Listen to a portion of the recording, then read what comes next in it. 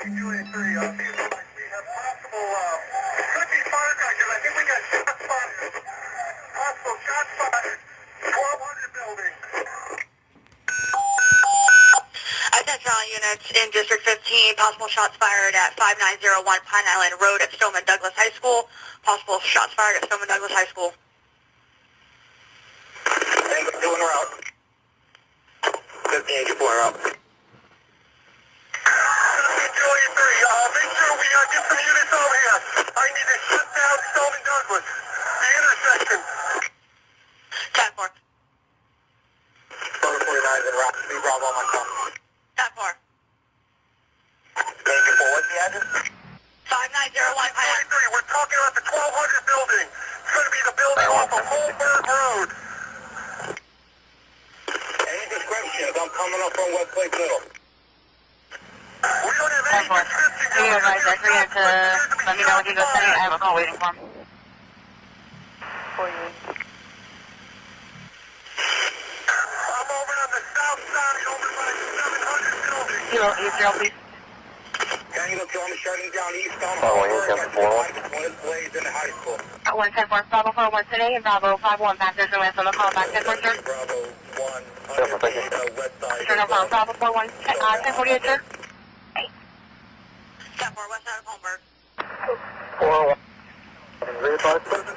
No problem, sir. You're attending. He's going to handle it. 10-4. Sir, for today, thank you. You're back up. 797. You're back back up. Bravo 901, please. 1015. 801. 1 step from ma'am. 2900 back in Navajo Road. 10-4. 10-4. 10-4, thank you. At 14 24 hours. 042? 042, go ahead. Could you give me a fire rescue? It would be JD who transported the run number, please. Sure, no problem. Mike, call It's not working. The signal 33. Go to Bravo channel for regular traffic. Some students say they thought it was firecrackers that went out there on the football field. 10-4-14-24. Over by inside the 1200 building. We're locking down the school right now. Make sure there's no pedestrian traffic anywhere on Holberg Road. Bravo 7, I'm coming from the west. I just heard you attached what he was trying to do. So you're going to be 10-8?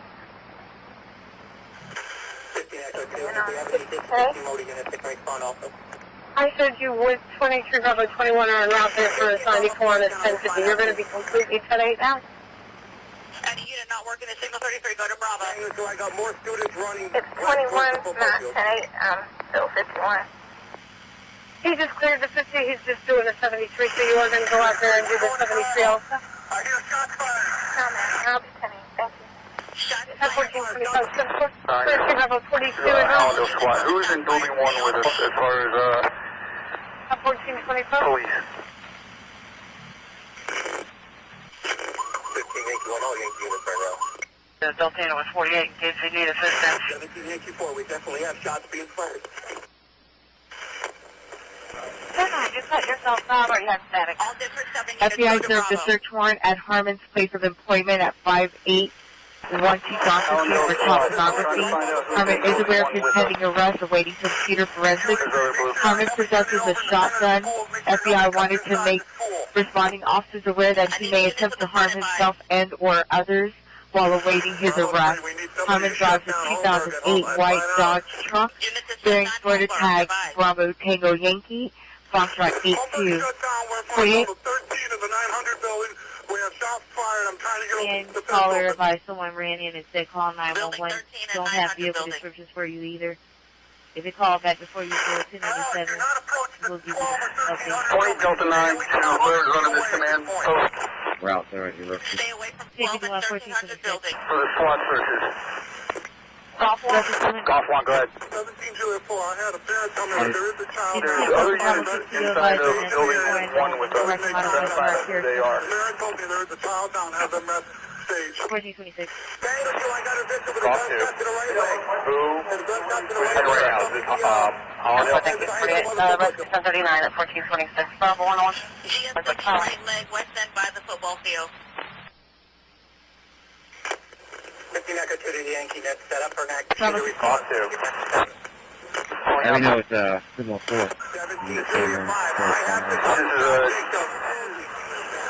Let's find out if there's any other blue inside building 1. Someone ran in and told the attendant to call 911 Any other SWAT teams in Building 1 or Building 100 clearing with Hollandale advised? We don't know, but we're entering the building in front of the 13th building, building 13. 17 kilo for myself around there. Number 605, Hollywood. Inside of Building 1 or Building 100 clearing with Hollandale Beach Police. I need bolt cutters. The coach is with him. See if he can help him over the gate. To rescue run number is going to be 1988, 1988. 17 kilo. 10-4, is that Davy's run number or Sunrise? Outside of the Sawgrass and Officers, just have them hold with their eyes sorted out. Just have them I stop with wasn't their aware eyes. that Davy went out there. Looks like it's going to be, Davy's run number, rescue 91. Start trying to find this guy. 10-4. I'll double check and make sure. The number again? It's 1988, but it's a Sunrise fire case number attached to Davy Rescue 91. So, 1988. Male in a hoodie, possible Four, thank you, ma'am. or AK-47. 1428. Hey, Art, can I get this shit out down that way? I got the victim, but we can't get him over a fence. Okay, thank you. Hollywood team has I need just to come out of get that the bolt building. cutters to the west side by the football field. Shoot a response when you get back to 7. 17 Julia 5. I have the gunshot victim. I have the gunshot victim. He's by the entrance to Westglade on the west side of the school. Code 3 by the entrance to Westglade Middle School. Do we Four, coordinate fire on rescue that? I need notified. rescue code 3. Gary, does he know where the shooter is? Tangle 2, I was advised possible 3 more victims. We don't know, but we're inside entering the building, building 13 uniform. That was 17, given by I'll call myself Call 3 around. dispatch. If you can check with them and verify. Does anybody have bolt cutters? I can get this kid out of the fence. He's stuck in the fence. I need bolt cutters. Carl Springs dispatch. The coach is with him. See if he can help him over the gate. Victims in the 3-story building. Possible suspect with an ROTC uniform. We can hook up with them and verify. 954-589-0665, 954. He said also 3 additional. 954-589-0665. 1701. 1701. Do we have the perimeter set up right now? 20 Bravo 19, advice 20. For the memorial. Thank you. Southwest 897, Airport 629. Nobody's leaving the school. I don't know, Juliet unit is Bravo. We might want to consider somebody up on the Sawgrass to the south of the school. 10-4. 10-4. 5-3. 17 Delta 2. Hey, India, do you have West Glades locked up? I was watching the Sawgrass. 10-3 versus 10-4. 10-0 Northwest. 37 Hollandale. Delta Uniform Bravo, Romeo, What was that last number? Blue 4, occupied 1 time, all guys. Acknowledge unit 659-50 Northwest 3 units to advise 94. Hey, John 10-4, thanks. Also check us if we have any lines of being goodness. 9 to 26 in route. 1701. For golf, we have multiple golf units in route. Golf units You are correct. Yeah, 1701, go ahead. You did advise Delta Uniform Bravo Romeo 26, correct? And the school's being, Delta Yankee, all Bravo. the kids are getting out, so we need to shut down around the school. 0122, Golf 1. All hands come into the area. Hey, Delta 8. Golf 1. 30 Delta 8. We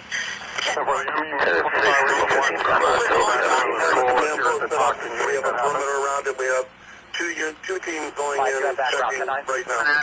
Copy. What's your Medical examiner would like the air conditioning turned back on at the school. If you've got somebody from the school with you at your talk. Heading Right here. from the north side through the GTN parking number, lot but it's not showing to the up. students' park. 10-4, I'll work on it. We've had a team enter the 900 building on the first floor. The west side of the 900 building on the first floor, they went in. Northwest 95 Terrace. He's having an issue reference to son being bullied. He's currently at the school right now. 549022. 10-4, 10-451, 3200 block north. That's 10-451, 1432. Delta 28. Foxtrot 61. Delta 28. Foxtrot 61. Kilo 23. Seems like one of the fire admins will by and make reference to an active shooter at Douglas. Anything to that?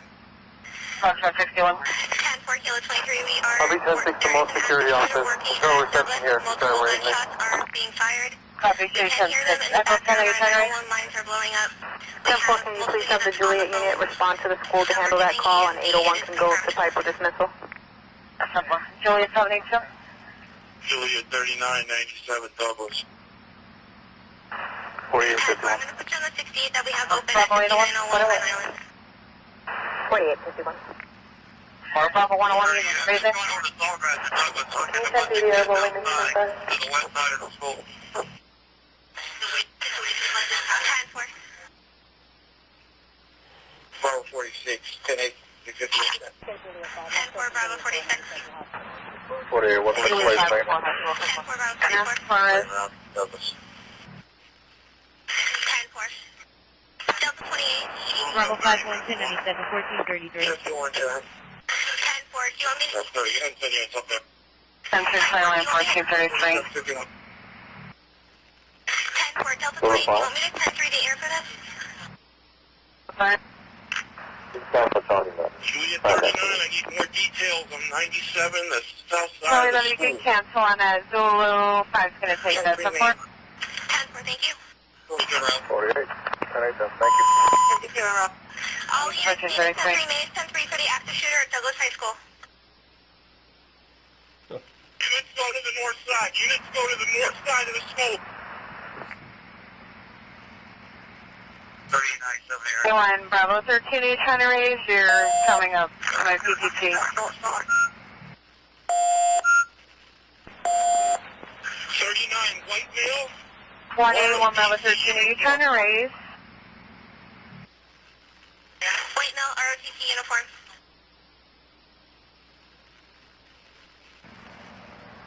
Burgundy shirt. Burgundy shirt. Good 21, are you trying to raise?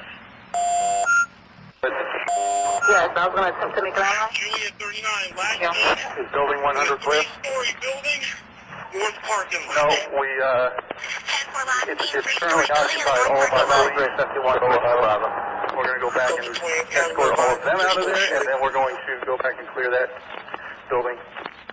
I have a signal 38. Julia 39, is he still shooting? Do you happen to have, What's your 9 Bravo? I got you passed with a Bravo. and have their officers get out of that building? I'm with the, Bravo 10, 51. SRO for getting info. Delta 4, Bravo. Ice for 1024 activation. DSO 16925 Kinsey.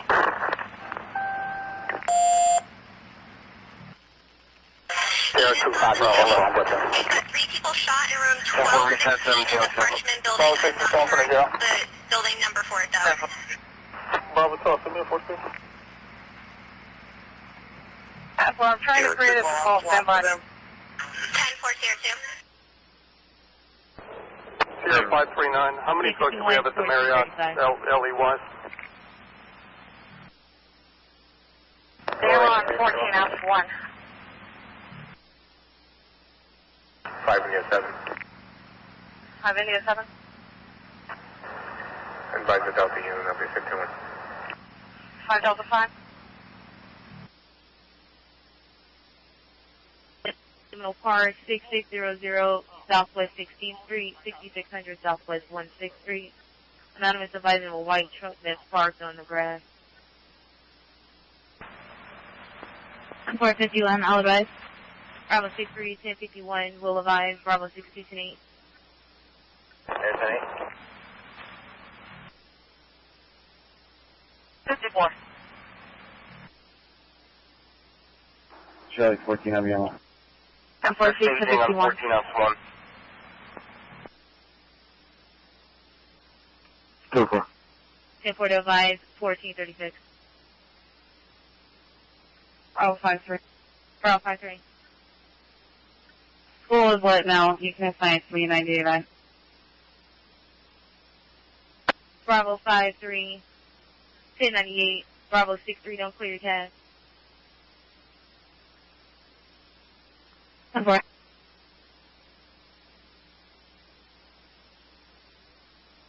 Uniform 1409, use Charlie. 125, Bravo 23, copy to 1094. Allendale Beach.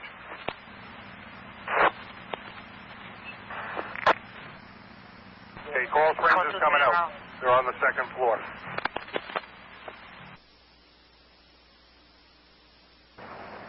Julius 20, Patricia on 48, and do they have a suspect in custody? And it's also, Not yet, the 54.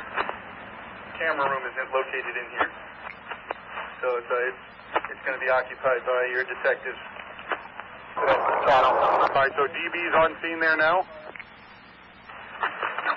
Yeah. 22, 10-4 to 10-5 with the Sierra unit. Advise our 10A units to take up position. Advise on air which school you're going to be at. 025. 74 on 97 advance. One of John or leave it functional. 1701 on the channel. Tony for Bay. They don't have radio contact. Bravo 401, 10-4 at their middle. 501, go ahead. 5% coming back to the run. Last unit. So yeah, you keep going back to the run. 10-4.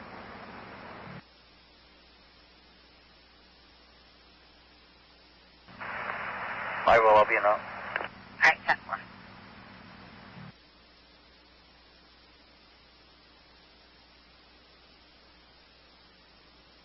Allendale, you code out my 68 Bravo and show me on the 68 at the same 20.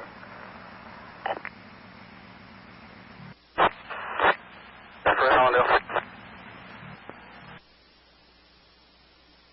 Hey, DB's coming over to you. Just hold what you got. And as soon as DB gets there, you guys Can can I clear. 541, the staging area is going to be the south side of the Sawgrass. Advise where you need us. Thank you for coming out with one through fire rescue. One injured person. He's shot. 50 Yankee 451 with one victim. Allendale. To the baseball field. 10-4. I got 13 Kilo 1 on there. 13 Kilo 1, I'm trying. Go ahead. Advise there 48. 10-4, receiving signal 22 in 1 zone, Ocean and Commercial, eastbound lanes, reference to a block mail top of the signal 2. Previously advised there was only law enforcement in the building. Unit 10-6 advised. Allendale, can you confirm no students left in building 100? Still clearing it, but no. All right, if you're still clearing it, finish up. 306. Kilo 306. 351 downtown depot, 10-6 off the air. Kilo 306, 1051 downtown depot off the air, 1440. Uniform 0906. 025. Uniform 0906. 025. 97. It's reference to a block mail top of the signal 2. Screaming at crossing 22. Unit 10-6 advised. South of the school, we found a 45 round. 58658. I need a crime scene unit to 56 Pine Island, south of the school, reference the sound 45 rounds. 306. Kilo 306. 351 downtown depot, 10-6 off the air. Kilo 306, 1051 downtown depot off the air, Currently at the Marriott, we need you to switch over to 14 off 5. Any unit on the air at the Marriott, go to 14 off 5. 0906. 97, go off, contact off here. 297, 10-6 off the air, 1440. Any crime scene unit on this air to Yeah, 56 Pine Island, south of the school. Point to it. CS for us. 3497.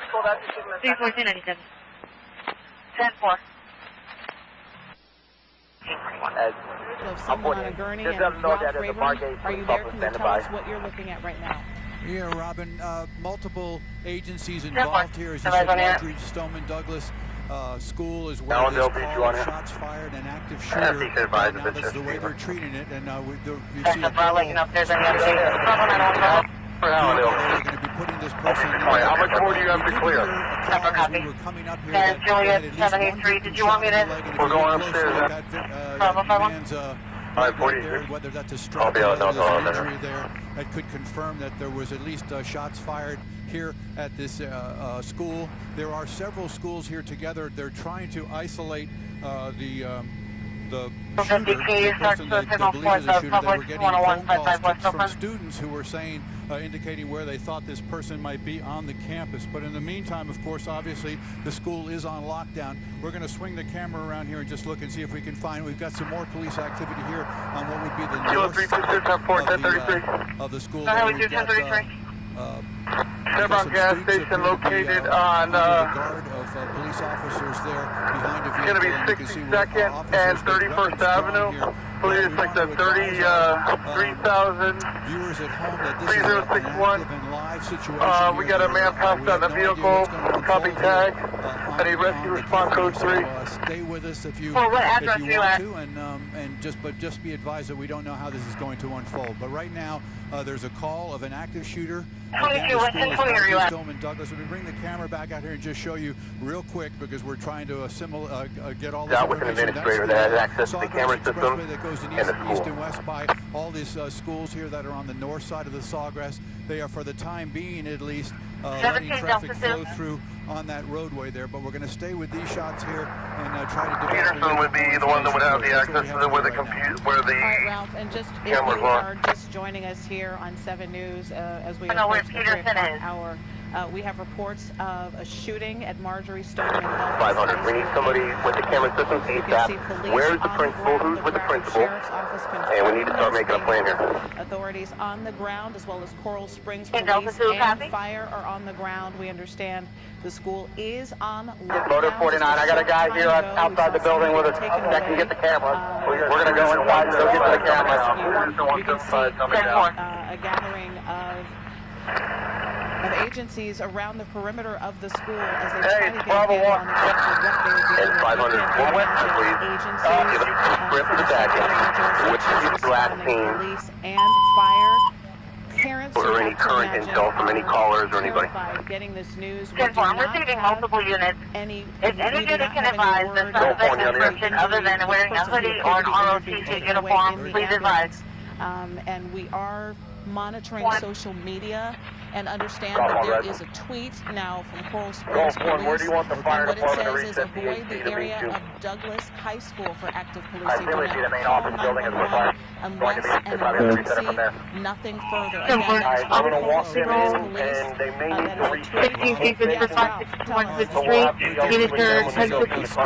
And just for your 43, I'm still pending the 49 Honorable Residential and 20 zone units are still subject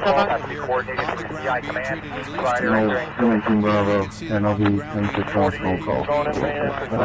Personnel on the what would be the northeast corner of the property of the school here. We're going to stay with the shot for a few minutes here. We were just told by Juliet 76 confirming you're still at West Plain Middle. BSO helicopter pilot that he's going to be up. We're up at about 1,500 feet here, and he told us that he's going to be normally flying down below, but he's going to be up here too because it's understood that felony vehicle reference aggravated assault. 2015 is the year with the Florida Taco Hotel Romeo Mike November 90. No further in the bottle. That they're gathering right now, and you can see. I'll bring the camera back out here a little bit, and you can see lots of students here that have been evacuated. Coming up the sidewalk here. This is on the east side of the school. They're all appear to be okay right there. All the ones that are ambulatory and walking here away from the school. This all happening here in about the last 15 minutes when the call was out that there were shots at a school. Marjorie Stoneman Douglas School was the name that was given. You can see right now they're bringing another gurney out of one of the fire rescue vehicles there. It's located in the center of the only 43 I have was from Coral Springs that called in advised he was with the 1200, 1300 building last time we heard the shot. Road. So that's the intersection where they have set up a makeshift kind of command post there to handle all of this. And they're efforting right now. Subject was last seen in the 12 to 1300 building. The 12 to 1300 building. That's the last place the witness saw. I'm going to be bringing the witness back to the CT for additional debrief. Can we get a race and everybody's waiting for it. Is anyone up on the saw grass for an oversight view? They just picked up here. We're going to get, she's going to walk her way to the front of that fire rescue truck and get in, and then we've got Somebody get those kids off the bridge. There's some kids right off the bridge on University. here on the scene. Actually, I see two more, so we're going to count at least 5 total now that we've seen that are at least getting some form of treatment here, and a couple others that are being checked out. Unknown exactly the degree of injury here, but again, it's all unfolding.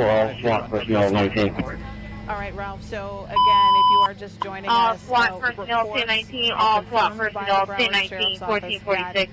A shooting has happened at Marjorie Stoneman Douglas High School, and as Sky Force pulls out wide, you can see these students running across the street. It's a chilling scene for anyone watching this. We've seen at least 5 people being treated for injuries. We do not know what those injuries are, but again, the Broward Sheriff's Office does confirm that a shooting happened at Marjorie Stoneman Douglas High School. We saw 1 person being taken away in an ambulance when we first came to Ralph, and then another 4 people being treated on the ground right now as we watch. The Coral Springs Police Department, Coral Springs Fire Department, Broward Sheriff's Office are all on the scene trying to treat all of those who were injured. The school had been on lockdown, but as we saw those students running away from the school, they have been released. So we are now getting more social media information. Another tweet from Coral Springs Police, and this is the latest information. They are tweeting us out. Avoid the area. That in all caps. They really need people to avoid the area as they get a handle on the situation. We don't know if there is still a shooter at large. We don't have that information. What they're saying is avoid the area.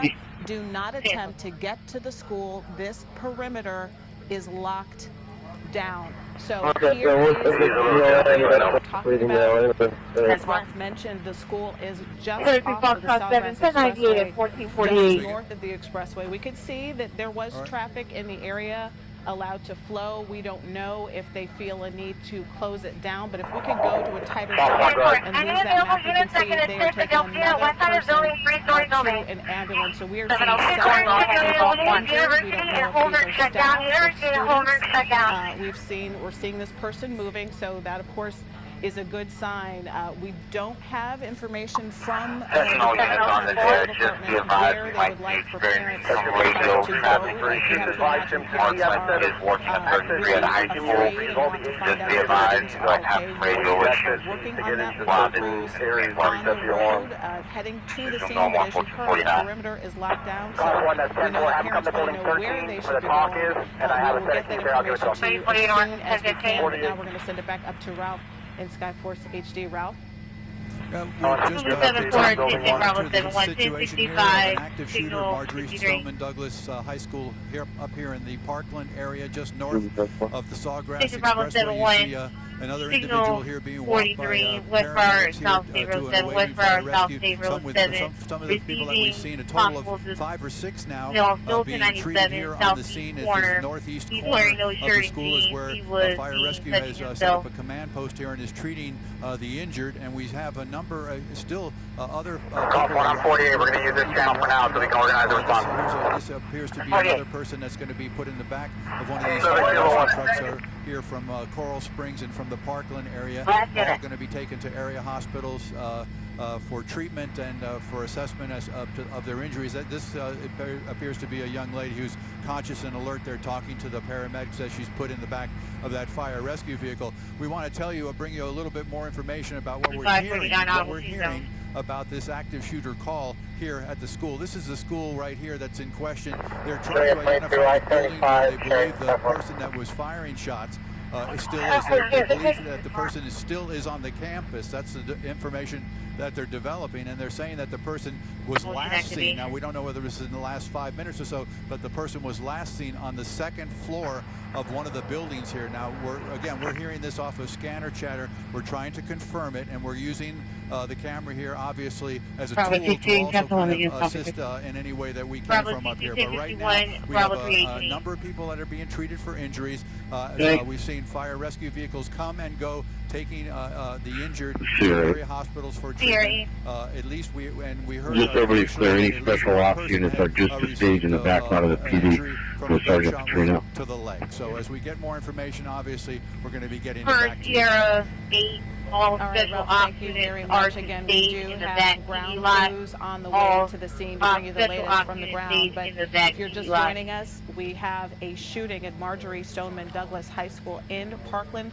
Coral Springs police are asking people to avoid the area. And we know what we've got inside. Avoid the area. Everybody coming into the area stays south this of the progress. Down. You can see there at the intersection. And can you have to imagine Lieutenant Sealy give me a call on my cell phone, please? Just trying to get word about Lieutenant where their Sealy, children 1045, are, if they are okay, if Do not have my cell phone with me. injured. Stand by. You can see someone running across the street. This is a very frightening situation for Go ahead and take 2 for each district. Mutual aid them to the staging area. Several people shot. We counted at least 5, and then There's also 15 Quebec units coming there too. were more people injured, but we saw at least 5 people injured. Unclear exactly what those injuries are, and again, unclear if there are more people injured who have yet to be brought outside for treatment. 4-3 on me. All right, and we now have Vanessa Bedina, who is on the phone for us.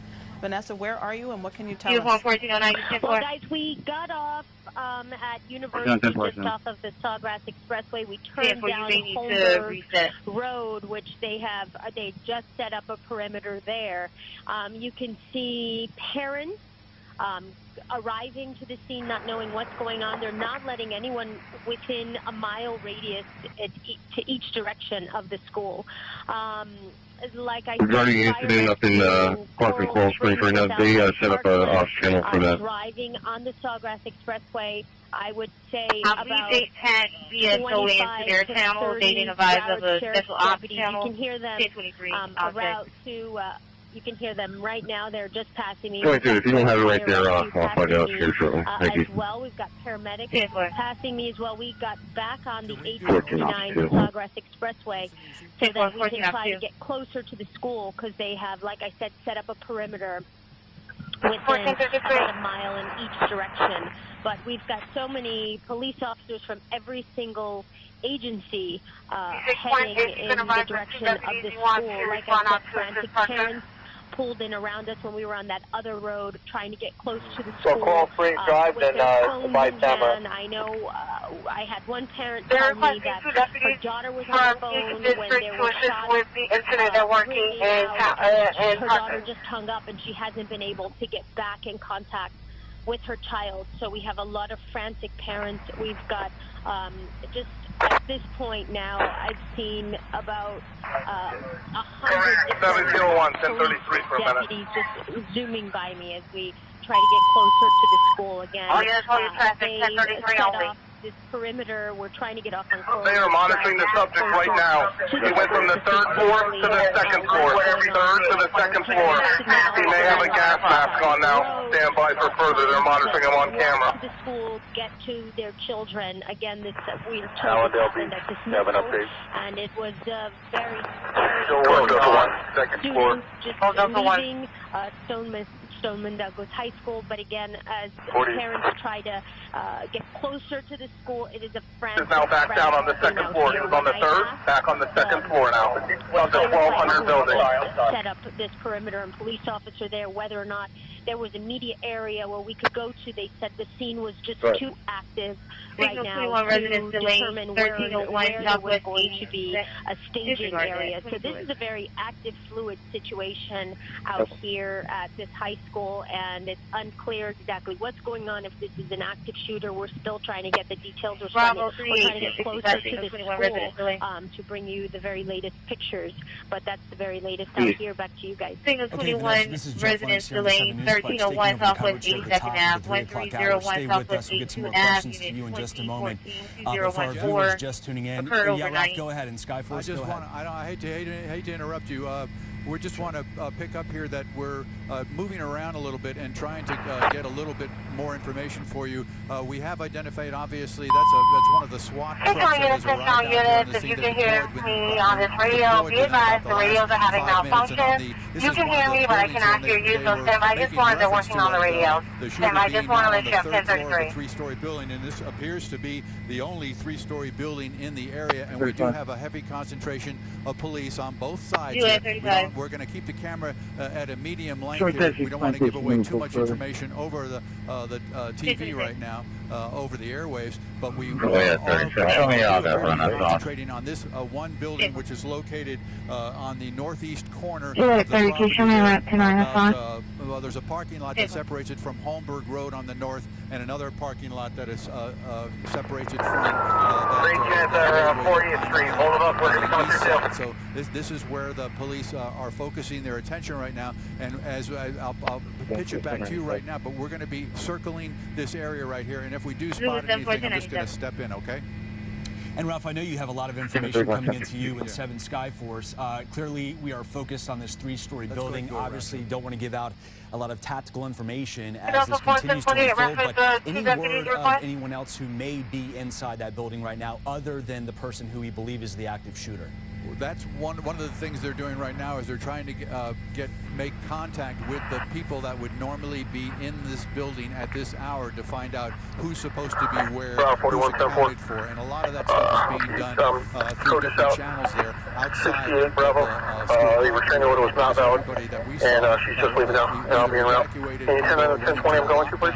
Inside the school. So it's going to be on the south side of the Sawgrass and Cold Springs Drive, which is Pine Island. System has set up here. Right before you go under the Sawgrass, that's going to be a staging area for 56 or Echo 5 over there. As again, this is a very fluid situation going on right now. Marjorie Stoneman Douglas High School, and we're getting an update on the number of victims that we are dealing with here in this case.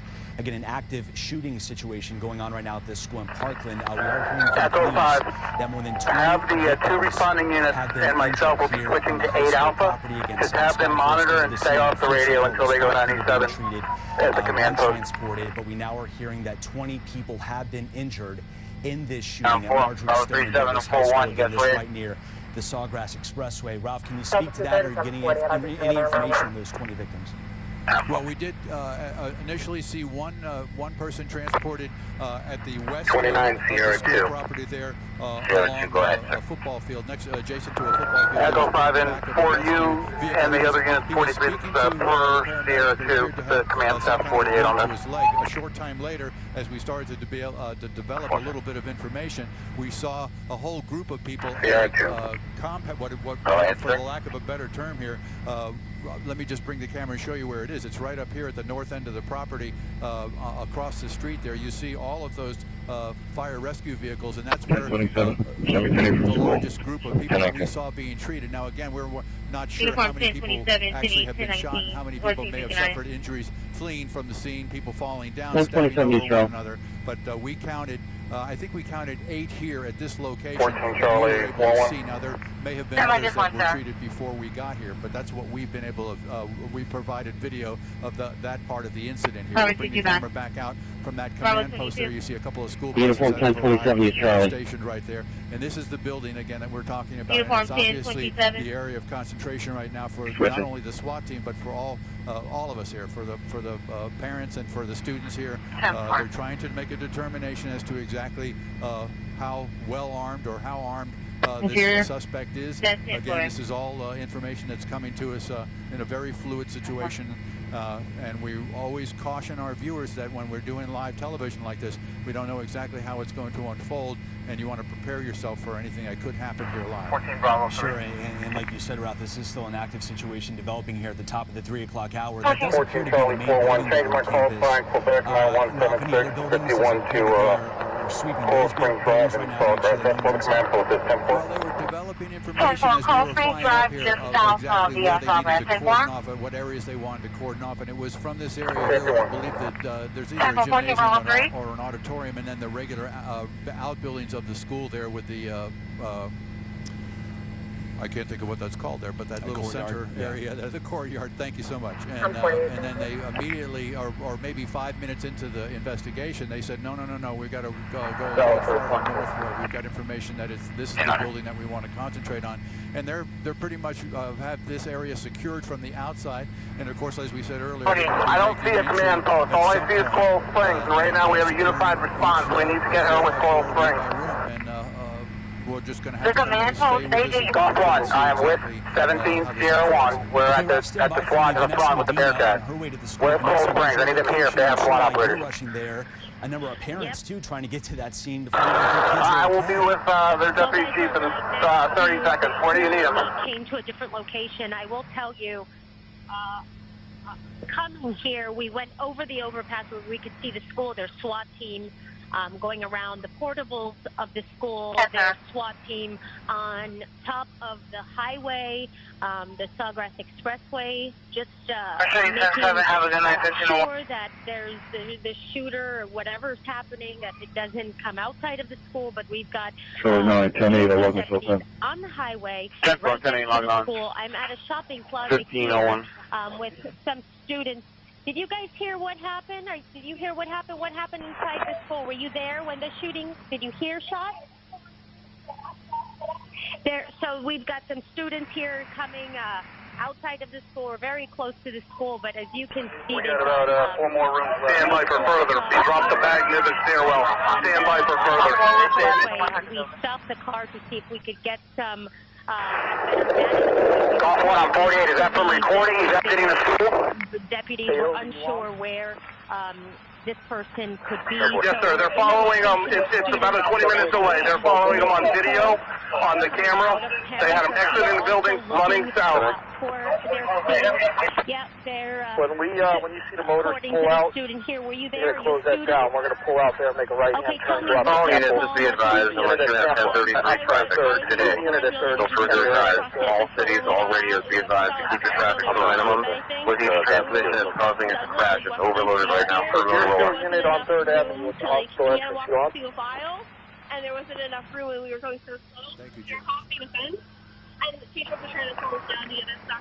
Possibly make them a children. I'm coming out to the east side with the casualty and ambulance standing by. Not personally, but I have friends like texting me and saying like I have friends who are still in the freshman building. Like it was on the 2nd floor. Northeast corner by the fire truck. Students that we were walking through told me that they were hearing someone, this active shooter was in the building, possibly with a gas mask. But that has not obviously been confirmed. This is a very fluid. Make sure there's Leo's on the west side of Westglade, at the west gate, please. You can hear so many students running out. Any officers at the west side of Westglade device. Gunshots happening and ringing out at Stoneman Douglas High School now. We are much north side of Grove East, Bravo 718. And we're seeing parents here waiting for their child to come out. But we've got a lot of anxious parents out here, a lot of scared students who were able to get out in time. But there are other schools in the vicinity of Douglas. Okay, Vanessa, I want to interrupt for one moment. Craig Stevens is joining me here on the desk right now to continue our coverage here in the 3 o'clock hour of this active shooting situation unfolding now at Martin Stoneman Douglas High School. I want to read out an urgent tweet from the Coral Springs Police Department. Again, they're assuming, or maybe they have information, that there could still be people, students and teachers inside of these buildings here on the campus, and they want people to remain barricaded inside until police reach you. And as we can see from this video from 7 Skyforce, SWAT team there trying to do their best to clear these buildings and make sure no innocent civilians and victims are still inside, Craig. Certainly an anxious period of time for parents with good reason concerned about their kids or loved ones who may be in the building still. Important to remind everybody, schools district-wide throughout South Florida, throughout the country really, sadly now have protocols in place to deal with this type of situation, the possibility, the likelihood this might happen. So at this point in time, the emergency management officials, the law enforcement community, those on campus, those off, will I put don't know into if practice, it's because put into of place radio those problems, protocols to but I'm maintain receiving hopefully a the safety of 67 everybody, cardiac and then when arrest, the time is appropriate, 8481 little by little, Spring Tree clear them Drive, out of reference to an that 81-year-old facility female. Clearly She still a is very fluid unconscious and not situation. breathing. We were I talking was to trying to Vanessa Medina dispatch on the ground. 1001. He was the only central unit that I showed tonight, but he's unable, What can you tell us I'm unable to get him to raise. Well, it's pretty hectic, as you can imagine. You've got parents who are going through the worst possible thing. School every morning thinks they're gonna have to deal with. 21 Charlie 31 10 4. My duty officer is aware and is putting a ticket for Motorola. Get here as quickly as we could. I can tell you, as you made your way west on 595 and into the Sawgrass, there were crews from all over. So I haven't seen this sort of a response since there was the airport shooting. It was similar to that, just where it was basically anyone who was on duty appeared to be and now the parents have arrived. I'm standing behind the Broward Sheriff's Office right now with a rifle. They're checking everybody, all these students to come out, but trying to talk to one if I can. We were in the school. Were you there? I'm with Channel 7 News, and we're just looking for what happened. Can you tell me when this started? I was in my classroom, and then the fire alarm went off, and we all just went out to the field, and then we saw kids running, and it started out with rumors, I guess. You walk in as golf one, and I'll be evacuated. SB1 headquarters.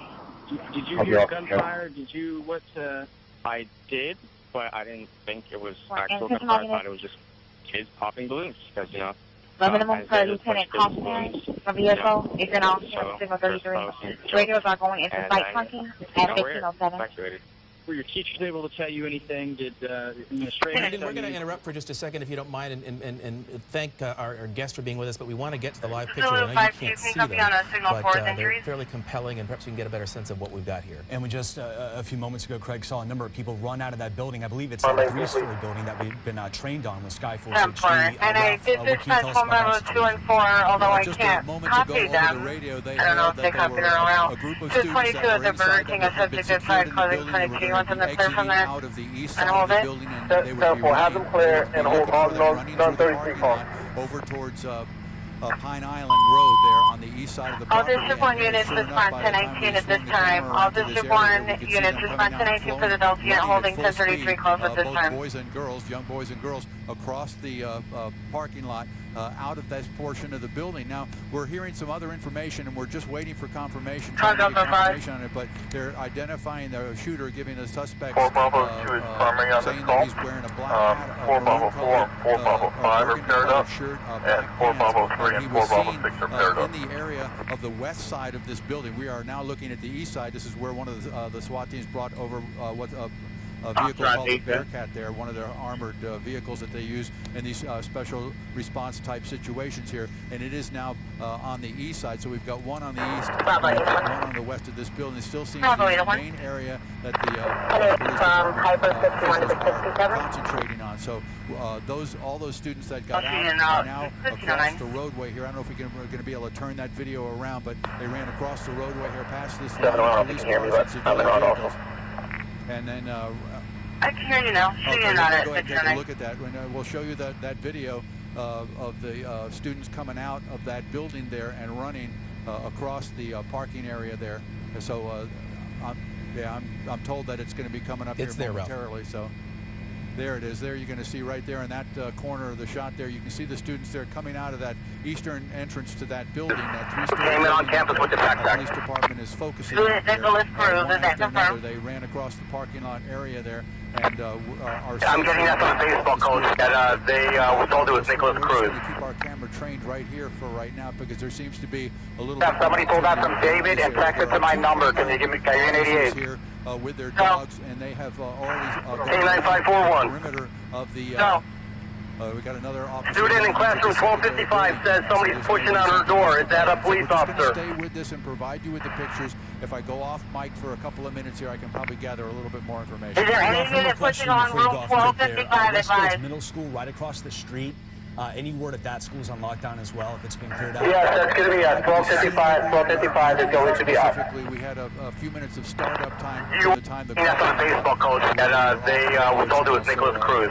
That's usually the first thing they do, even if it's just a report. Yeah, somebody pulled that from David and text it to my number. Can you give me an 88? To put the schools on lockdown, and then they say K9541. they would probably update them in a 5 or 10 minute interval.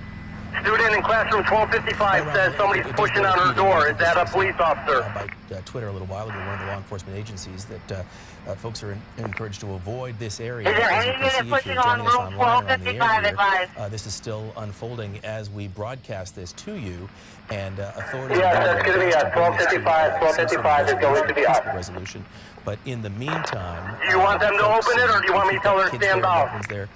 Obviously, your instinct is to have her open her door. Have her open her door right now. Being let out, Ralph? Yeah, these are more kids that are being escorted out. These out of the western side of the building. There, you can see them still filing out from that 3-story building. Again, we indicated earlier that when the school does go on lockdown, all right, anybody that's not doing something right now needs to spread this perimeter out. It could possibly be as far as Coral Ridge and the Walmart that's west of Westglade. So Coral Ridge, Holmberg Road to the Sawgrass, and our east perimeter is fine. Just start getting units out to the west and lock down Walmart. Heads there now. The officers instructing them exactly where to go. I need all units to spread out the perimeter to Coral Ridge, Holmberg to the Sawgrass. We do have, Ralph, and a lot of this is going to be shut down Walmart repetitive to some degree because our coverage has This is the statement from the school district, the Broward School District. Close to dismissal today at Marjorie Stoneman Douglas High School. Staff and students heard the sound of a gunfire. The school went on immediate code red lockdown. We're receiving reports of multiple injuries, and we've been broadcasting some of that here. The school remains on lockdown. Law enforcement and the district special investigative unit are on site. The district will provide updates as well. So again, some of that we've been showing you here in our live coverage, but that's the official word as of right now from the district. And kind of recapping some of the information that we got early on as this active shooting situation started to unfold. The first calls came in around 2:30 this afternoon of this active shooting there on campus. It started out with 5 victims injured. One transported that number just went up a few moments ago to more than 20 victims that have been injured. One person we heard early on had a gunshot wound to the leg. That person was transported to the hospital. We saw a young student, a female, we're getting an update. Caller advised Emily Vasquez to the hospital, is advising the shooter so, again, a large triage situation going on right here. We heard a few moments ago that more of those victims may be on their way out of this building, that 3-story building right there on the campus of Marjorie Stoneman Douglas High School in the next few moments, so we'll be watching for that as well.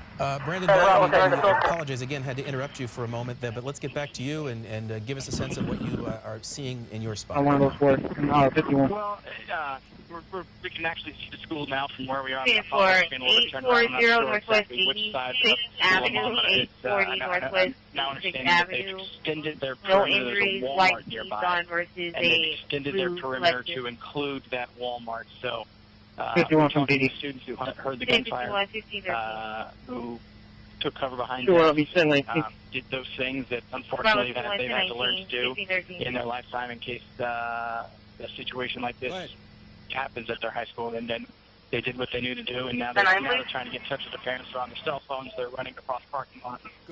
I'm 97, 22 at the Oasis restroom with mall security. To their folks who are trying to... That's 277 on the 22, the Oasis restroom with mall security. Is there a unit that can as they broaden that perimeter and set that perimeter up, they have less fuel. Getting there gets good. 37 Bravo 78, copy. Brandon, what did you glean from that one man that you did speak to? We had to interrupt. What else did you glean from him, perhaps, that we weren't able to put on the air? 356 I separated from him shortly after you and I parted ways momentarily, but he said his initial thoughts were, he said he heard the gunshot, and he said his initial thoughts were that it may have been balloon popping. So there was a lot of balloons on the campus for Valentine's Day, and that's. I'm going to try to talk with the man on the student on the Channel 7, and one of the things speak with me about what occurred. Some of these students I'm saying there too, shaking up the shop. Were you inside the school? What? Yeah. I'm just folks at home what's happening with Where were you when all the bits started happening? In my log pile on the edge of the school. Hold traffic. Possible student fighting with them. All units, hold traffic for 1033. We already had a drill today, so we're like, it's another drill.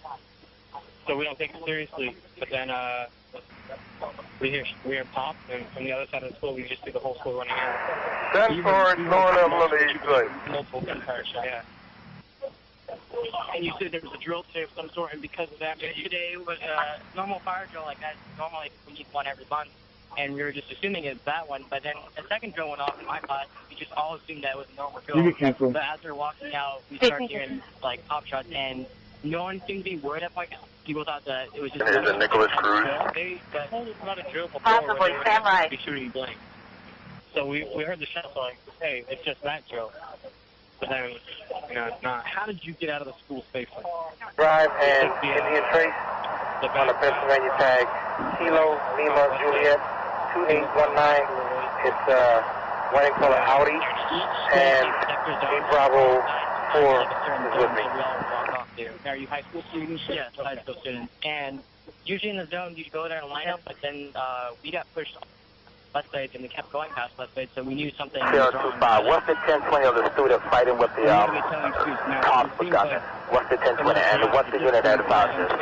Considering circumstances. What are Unit advised the parent was with a child in a room fighting with the subject. Advised your call sign. Some administrators don't know at all. I'm with one of the parents right now outside here. He's saying that he's getting attention from his child. He says, help me, they're fighting with him right now. He just doesn't know what room. He thinks something about a freshman room. His phone has frozen up, so he is unable to catch her right now. They already knew right away. Bravo 3. Yeah, that's how, yeah. I'm glad you're safe. And Brandon, stand by for me one moment as we continue to watch these live pictures from 7 Skyforce, and we have seen these large groupings of students come out of that building right there on campus in Northeast Stoneman. We saw one group running out, a couple of others walking out with their hands up as police, a number of departments try to clear those students one by one and clear this scene.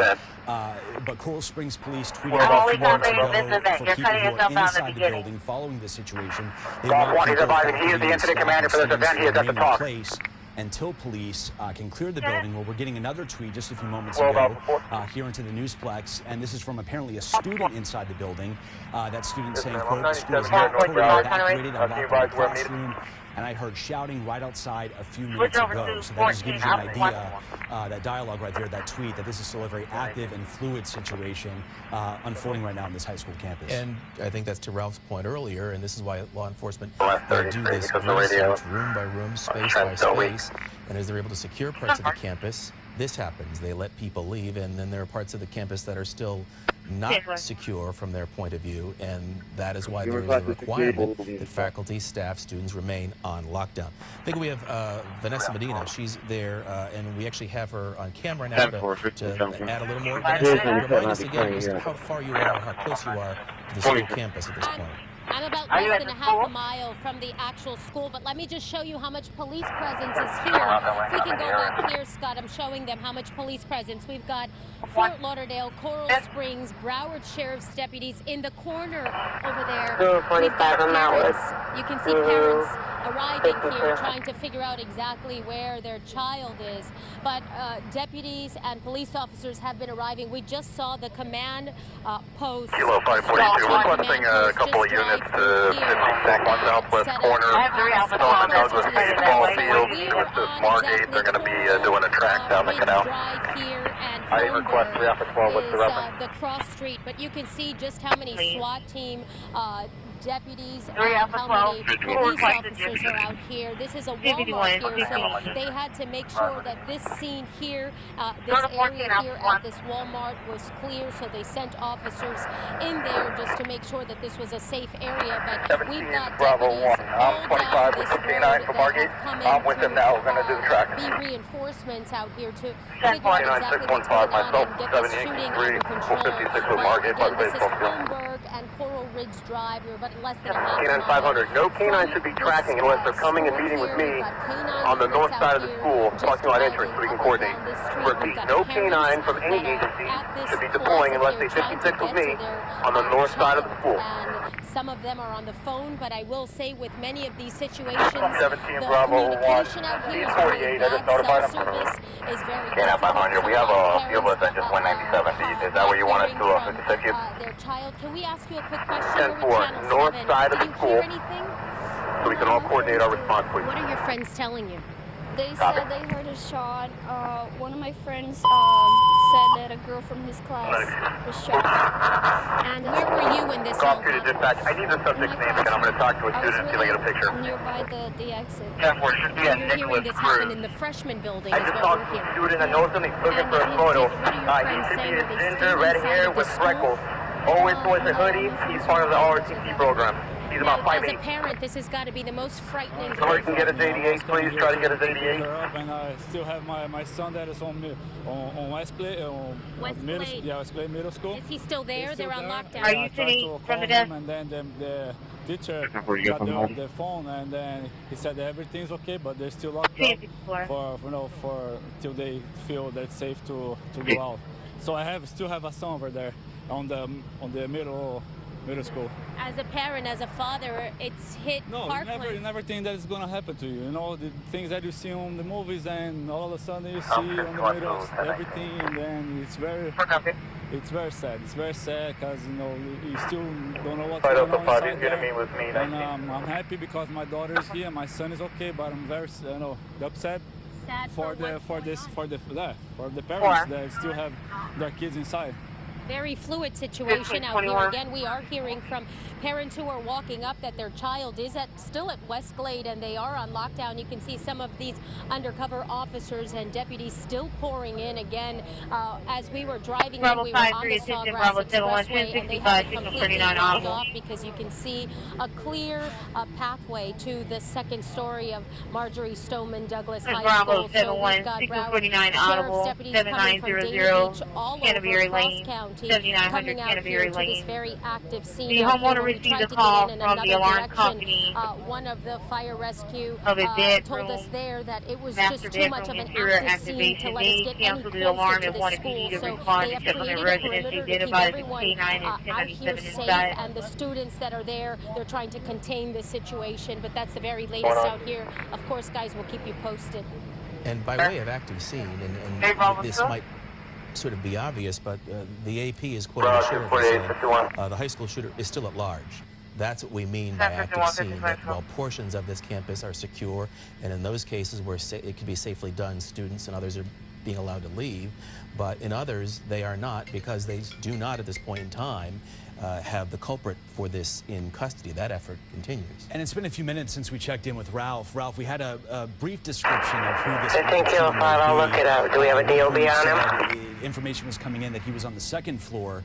Can you kind of brief us on that? Any new information, on that? Yes. The most recent thing that I can tell you is that they have identified someone. We're not going to put the person's name at this time because we want to get it corroborated.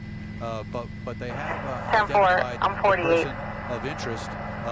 Can you please put it out to all Bravo Shift units that they are to remain 10-8 in the city? All of the Bravo Shift patrol units are to remain 10-8 in the city until further. Putting together all this information now as they continue to go through all Bravo Shift patrol units are to remain 10-8 in the city until further. Again, all Bravo Shift patrol units are to remain 10-8 in the city until further advice. Arrived out here on the scene. We watched as those interviews were being conducted earlier, and the reported there that we saw at least 100 students, some 100 students come out of that building with their arms raised under police escort and are now in safe haven off the property. That's response to Douglas and the boulevards of Walgreens. Hold on one second. There are school buses that are just off the property.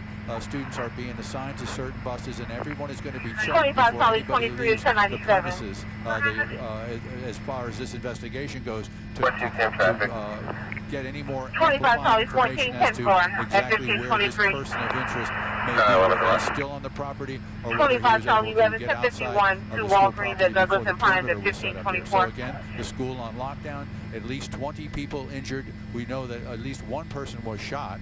We haven't gotten any. Someone checking the IDs of those kids before they get on the bus and leave the area? Put out a mass casualty incident, a level 3. A level 3 means that there are at least 20 to 22, I believe, people injured. They have notified all the area hospitals all around in this area and down a little bit down to the south and actually up into West Palm, finding out who has beds available and who can take patients and treat patients so that it's done very quickly and efficiently. So that's the latest information we have for you. We're going to go off mic here for a couple of minutes and then we'll get back with you again.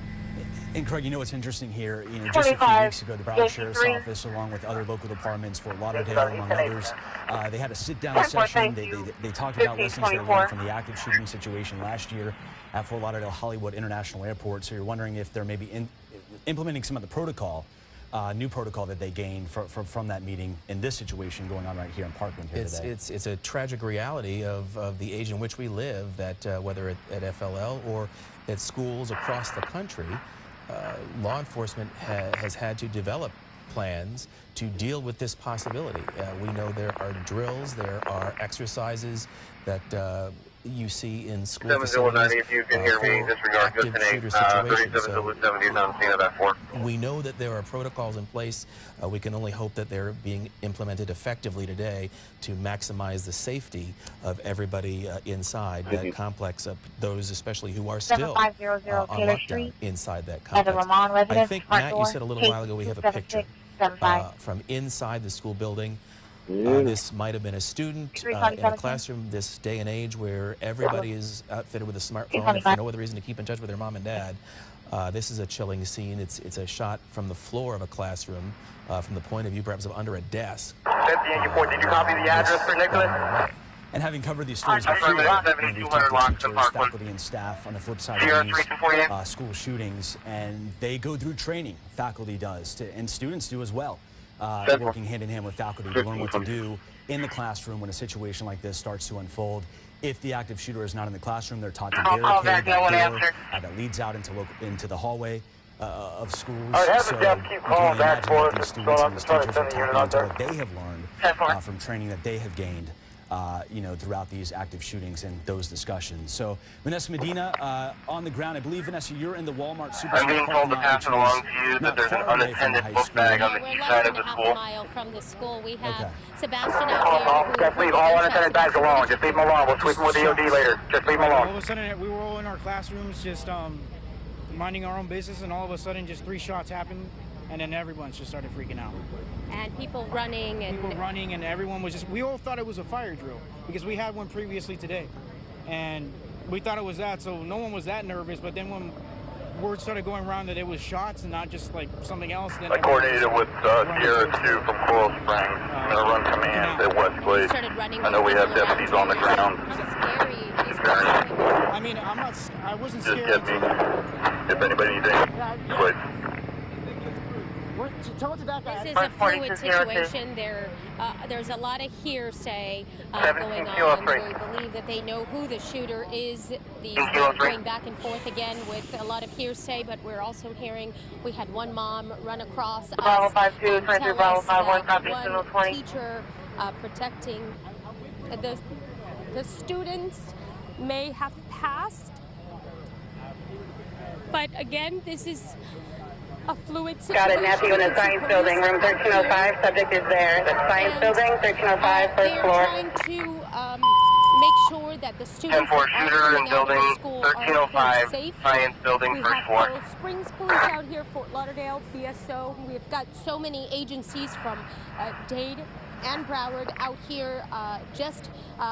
We've seen several SWAT teams go in with full active gear on. Again, students coming out telling us they do know who this student is. Another student just came out, excuse me, saying that a teacher possibly could have passed. But again, this is all information that's coming out, and just like anything, it's a fluid situation, and we have not confirmed any of this information. So if you're a parent and you're watching this, and hopefully you can get on the phone with your child and confirm some of this information, but there are students who have come out and they're okay. Ralph is above, of course, grabbing all the pictures from above us, but this is out here on Holmberg and Coral Ridge Drive. Students coming out, talking to us and telling us what's happening. I know there was a group of students that just came out from one building. Those students are safe. Parents as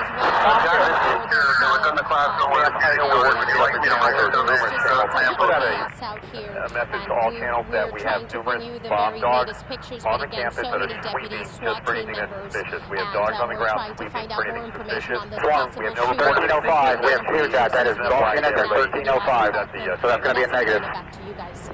Yeah, I mean, obviously, a difficult story to watch, a difficult story to report, I just spoke with Nicholas' father. He said he spoke with him, and he said he was at McDonald's by the school, trying to see what that chaos of it, but as Ralph indicated earlier, and as we touched on, there's a bit McDonald's of a on Coral Ridge, I believe, just south of the Sawgrass. Securing the area, and at least the areas they're able to evacuate.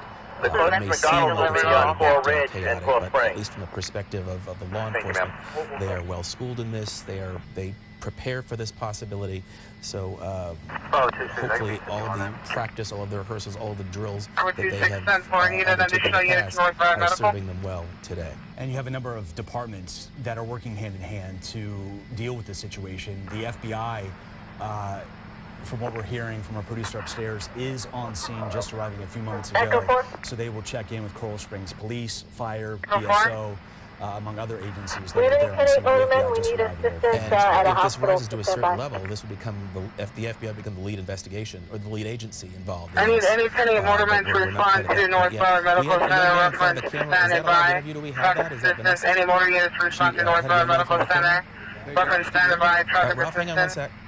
Sure thing. For people to go ahead and lead up to it. Tell us, you were telling me, you were talking about, you believe that the alleged shooter, you don't have to say his name, but tell us what you know about him. He's been a troubled kid, and he always had like a certain amount of, issues going on. He shot Where are all the responding SWAT units to rally up? What's the word I'm looking for? An exhilarating feeling. How did you know about his guns? He showed me personally through his phone and stuff like that. I stayed clear of him most of the time during my time in alternate school. I didn't want to be with him at all because I felt as though I didn't want to cause any conflict with him because that's the impression he gave off. You were in alternative school with him? Yes, I actually got kicked out my junior year and then went into alternative school, SCLC. Channel 14-1. Again, any units in route to Stoneman Douglas, this is CSO. Switch to 14-1. How old is he? He's older than me. He was 19 when I was 17, so he's probably 20 now, 21.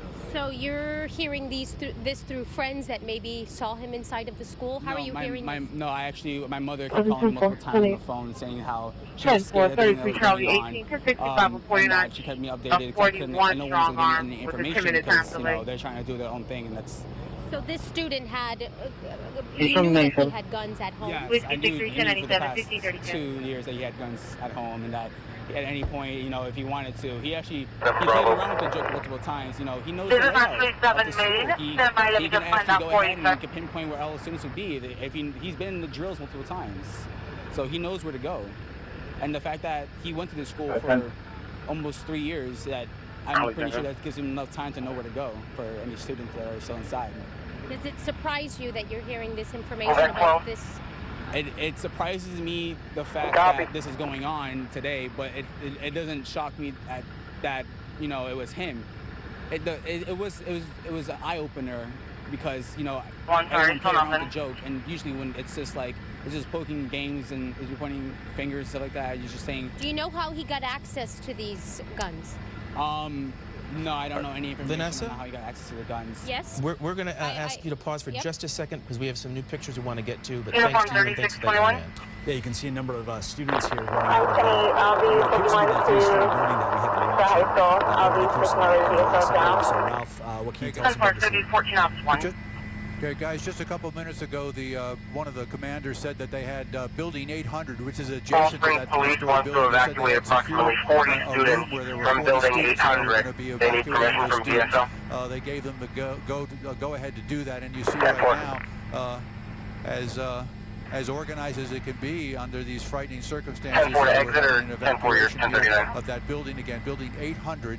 We're okay to take him out. We're going to take him out on the that's attached to the courtyard area that we were showing you earlier. From the whole wind Building 800, between 800 and 800. Teachers are being escorted here across the roadway. That road that goes from the top to bottom of your screen there, that is Pine Island right there, where all those police officers are set up and up near the command post. One other piece of information we want to share with you that we were able to develop just a short time ago. Along with that, they will not give a name. They did Charlie find 13, a teacher.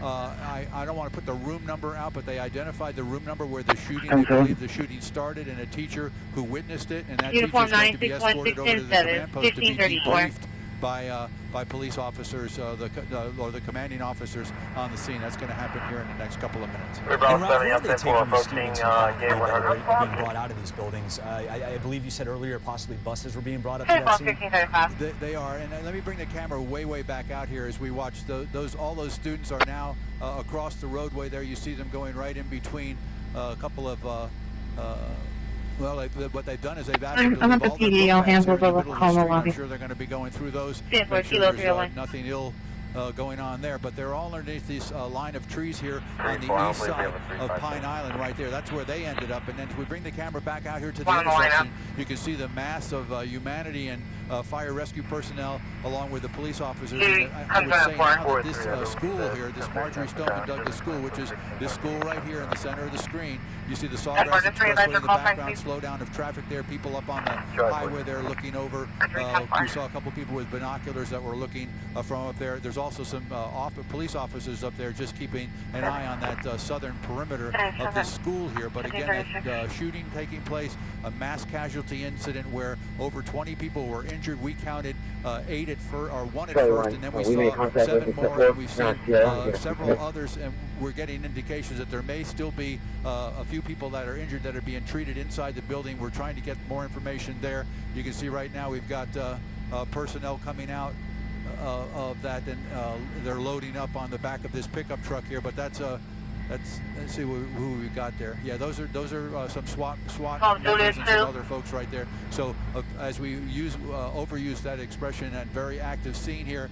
We're going to go off mic again and try to get you guys a little bit more information. We'll be back shortly. Actually, Ralph, before you go, can I ask you a real quick question? I just want to clarify something, and you may have amplified this point earlier, but you mentioned that the authorities think they've identified the room where this started. That's to suggest that this event continued outside of that classroom. Go ahead, sir. What units do I have right now that's available? I just kind of, I'm doing the echo, or if I hear something and I hear it again, can corroborate it a little bit, or see some visual evidence of it. Again, no one. We do the reporting.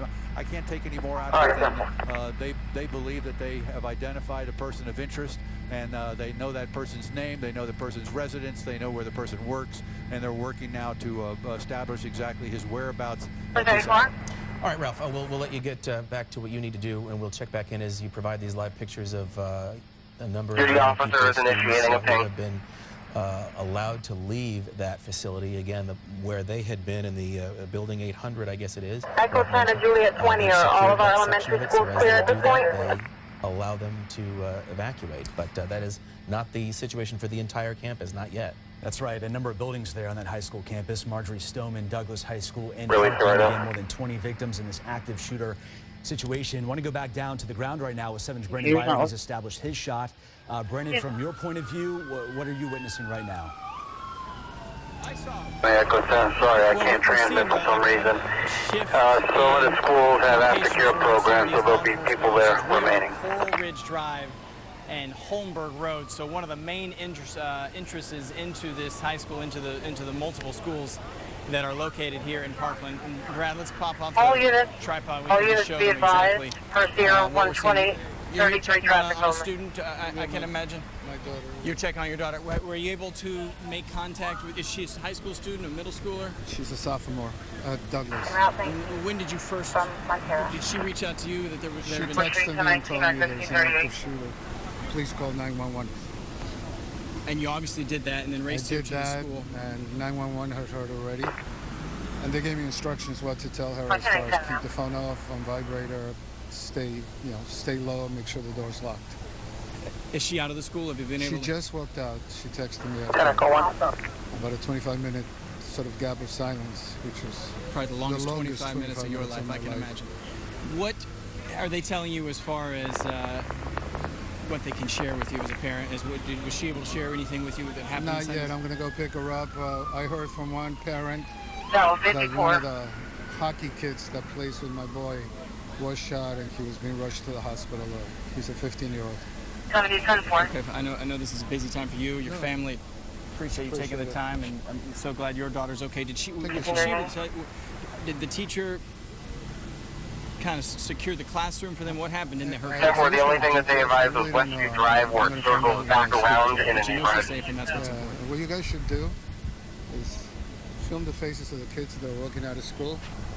We appreciate your time, and we understand what you're going through. But again, we're at Coral Ridge Drive, Holmberg Road, and we started to kind of show this intersection, at this point pretty much closed to the public. You can see across the street. That's going to be to the west. A large gathering of students that have already cleared, family members, heavy law enforcement presence as well. And as we hear from Ralph, kind of where I'm getting a lot of my details.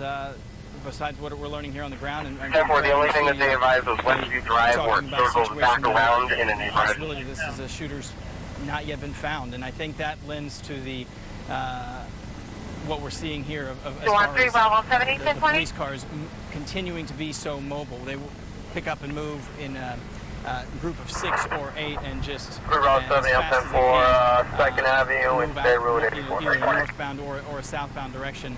And obviously we're speculating at this point, but probably checking out these various locations of where this suspect may be, Greg. All right, Brandon, thanks so much for that. We'll get back to you as you were able to call more from folks as they leave that building. We'll check back with you in a few minutes. We just saw a few moments ago, I picked up on 7 Skyforce as these students were being brought out of the buildings, and this is still happening. We just saw a few moments ago a large stream of students coming out with hands up, again, police trying to clear this campus as quickly and efficiently as they can. Saw a stack of backpacks that were starting to line up. 20, that's not a for sure thing. I'm with Deputy Chief Lee. It's not for sure. Stand by. Checking through all those backpacks as they try to clear everything, the students and their belongings. Marjorie Stoneman. I believe Vanessa is on the ground. Vanessa, what do you have for us? Just tell me what's your name? It's okay. So tell me, where were you? What did you hear? We were in front of the tennis courts, and we were the fire alarm, and it was supposed to be just a fire drill. We thought it was just another fire drill because we had another one earlier. But as soon as the fire drill got pulled, the fire alarm got pulled, and kids were evacuating, I heard 5 pops. And I was like, that's not a drill. I was like, and we never did a drill like that. And when we started evacuating, they need that unattended bag on the east side of the school, expedited to be cleared because they need to land the air rescue and they will not land with that bag. So you were just in the worst possible place at the worst possible time. Golf 40, stand by, I'm with bomb squad. And so you knew this was not a drill, and what happened around you? Describe to me the students. And kids were freaking out. Some kids froze, some kids were on their Bravo phones. 4, is this Parkland channel? A lot were on their phones just trying to Snapchat everything because they thought it was a joke and it wasn't. There's kids freaking out, students freaking out, teachers.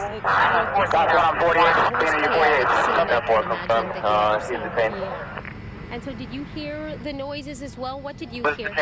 It was the same issues this morning. We had a fire drill this morning, and then we had the suspect detained. Like it was around 2:30. 10-4, can we get a positive confirmation on Nicholas Cruz being detained? Fire alarm. And as we were getting ready to evacuate, somebody on the intercom said... Uniform 15134, confirmed Nicholas Cruz is in custody. I guess that's when I knew something serious was happening. I didn't know if it was a fire or something else, but then After that, we got outside and we heard the pops, like she said. And Golf 1 on 48, advise the popping at that bag is clear. If they need to land, that's clear. Everybody was texting and whatnot. 10-4, Golf 1, 1065, information. Keep in contact with everybody, and I don't know if... What building was this happening in? How close were you, the proximity to that we're getting information now pops and we were that the subject was on a YouTube chat forum last night watching information about building bombs. Could be a possibility and that there's this could be catalogs an that ex-student or there are former 2 bombs student. What are your on the school premises today. This is just hearsay, but we heard that it was a... Kilo 3, can you have units coming to help us clear this out? Or somebody that was there and then just... Golf 1, that information is from the suspect? It's crazy. Are you just completely shocked this is happening at your This school? is a complainant that dialed 911. This is a suspect. We verified the photo. This is the one over here. Everybody knows around here is a safe place, and you don't expect this to happen here, but then when that happens... 48 of the source to 43.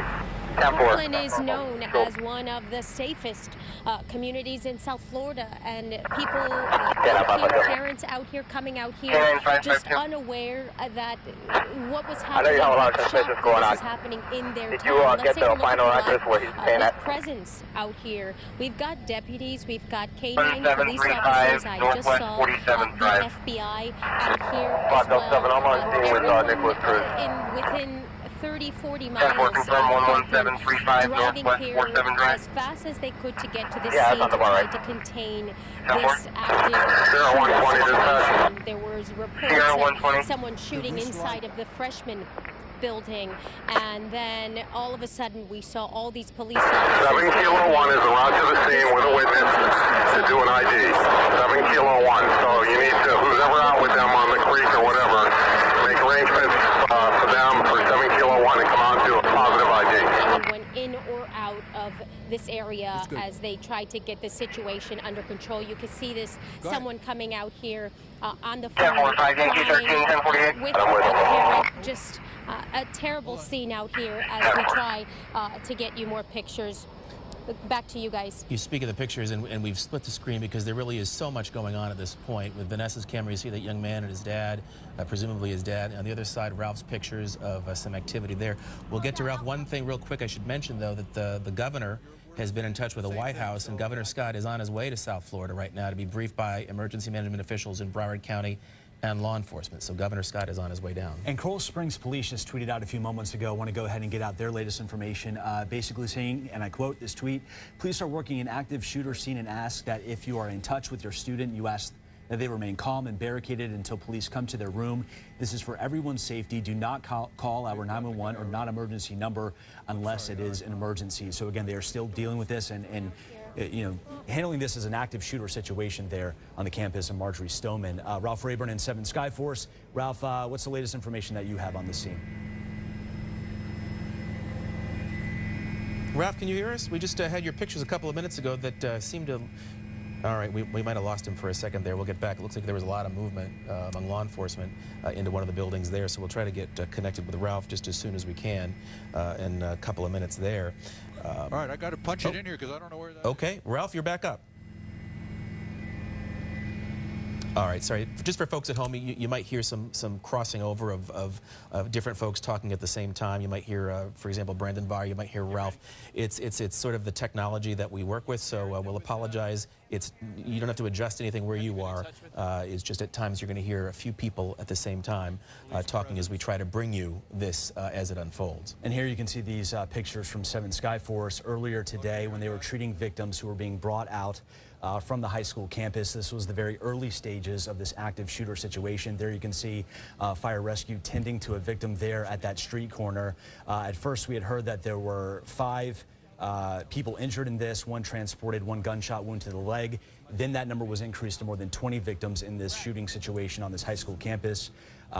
So again, still very fluid, and those numbers will be changing throughout the afternoon as we get more information from these local departments. I hasten to even use numbers, and I've unfortunately had a lot of practice with this over the years, saying that whatever numbers we use now may not be what we end up talking about later on in the day, but as Jeff mentioned, those are the numbers we have from law enforcement at this point in time. I think we have Brandon Beyer, and he has someone else there just outside the school. Brandon? Well, Craig, Mom just arrived here on the scene. Gina Delatorre, I know you've spoken with a couple. You have 2 children. correct. At this high school, and one of, you're telling me a daughter you have is still in a classroom right now, right? I have 2 boys. I have one son who's a junior. He's in the classroom. He just said they moved him to another. And my other son is a senior, and he is safe in the bank. What have your sons been able to tell you up to this point? They said that they know who the child is. His name was Nicholas. I'm sorry. I'm going to stop you there from using his name. Okay. Let the authorities say that, but without using that suspect's name at this point, if you could just share again. You were starting to say what your children have been able to share with you. They just said that they had a fire drill earlier this morning, and that they believe that the shooter possibly pulled the fire drill again, and they thought that it was another fire drill, so the kids ran out of the class. The teachers told them to go back in, and it turned out to be that there was a shooter in the school. You have a son that's still in the classroom, right? Yes. Is he able to communicate with you by cell phone? Yes, I've been on the phone with him the whole time. How many students are in that classroom? Do you know?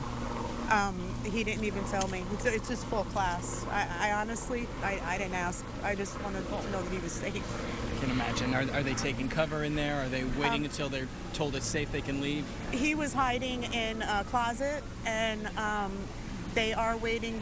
From what I've heard, they're escorting them out in a single file line, one classroom Brandon, at a I time. apologize, and our hearts go out to that mom, and we hope for the best for her and her family, but we want to get to something else here. Ralph Rayburn above another scene connected to this case. Ralph, where are you at right now? Oh, here's what we're hearing, guys. This is 11735 Northwest 47th Drive. This is about 3/4 of a mile, maybe a little bit more, maybe about a mile and a half from the scene. Right now, we've got a number of police officers out here. They have the suspect that they were looking for in custody here. They believe they do. They have a couple of witnesses. They're going to be bringing them by over here, and they'll do what they call a little drive-by. They'll let the witnesses take a look at the person of interest, and but the clothing description that we gave out earlier, this person was wearing that clothing, and they believe that this person had been online earlier today and last night, looking at a couple of websites, possibly ones that indicate how you could build a bomb. And we're getting confirming that information. But right now, Coral Springs Police, along with other agencies, are out here. Again, our address is 11735 Northwest 47th Drive. I'm going to bring the camera back out, all the way back out here, as we wait for those witnesses to arrive, and show you the area. There's the school all the way over there. That's the school. That's where all this other stuff was taking place. But they developed information very, very quickly, and through records and things like that, and were able to identify a person of interest. That person of interest has been taken into custody at this location. Obviously, we're going to stay over this scene here, get a little bit more information. We'll go off mic here for a couple minutes, and then we'll get back to you. That's our story here in Skyforce. Ralph Rayburn. Ralph, real quick, any information on how they were able to take this individual into custody, surrender without any scene or any information on that front? None that we know of. Well, we did hear them dispatching the call out here and sending officers over here. We gave us a great deal of latitude here, just stayed out of the area until they were sure that they had secured the scene here in this neighborhood. We're going to try to get you some little more information of exactly where it is. But right now, police have this roadway. It's a windy roadway that comes in off of the Sawgrass Expressway here, and it is. You can see the police tape right there. They've got this area cordoned off. They do have a suspect in custody, from what we're hearing. Okay, Ralph Rayburn, and again, this is the 11,000 block of Northwest 47th, not terribly far from the school. Looked like a residential community, an access road that gets you in or gets you out of there. And again, Ralph's reporting based on information they developed.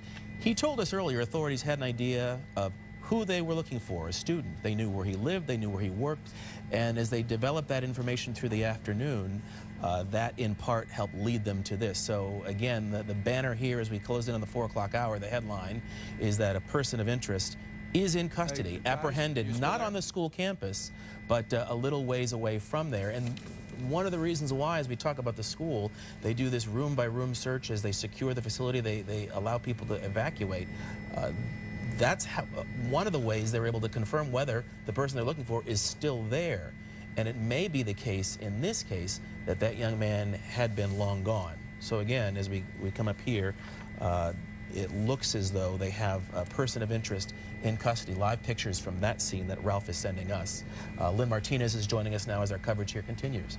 And if you're now just joining us again, as Craig said, we're approaching the top of the hour, and what these parents must have been feeling and are still feeling, and these poor kids running out of the school. If you're just now joining us again, a shooting there at Marjorie Stoneman Douglas High School there in Parkland. You're hearing a little bit of Ralph Rayburn. He's been bringing us these live pictures of a still very, very active scene.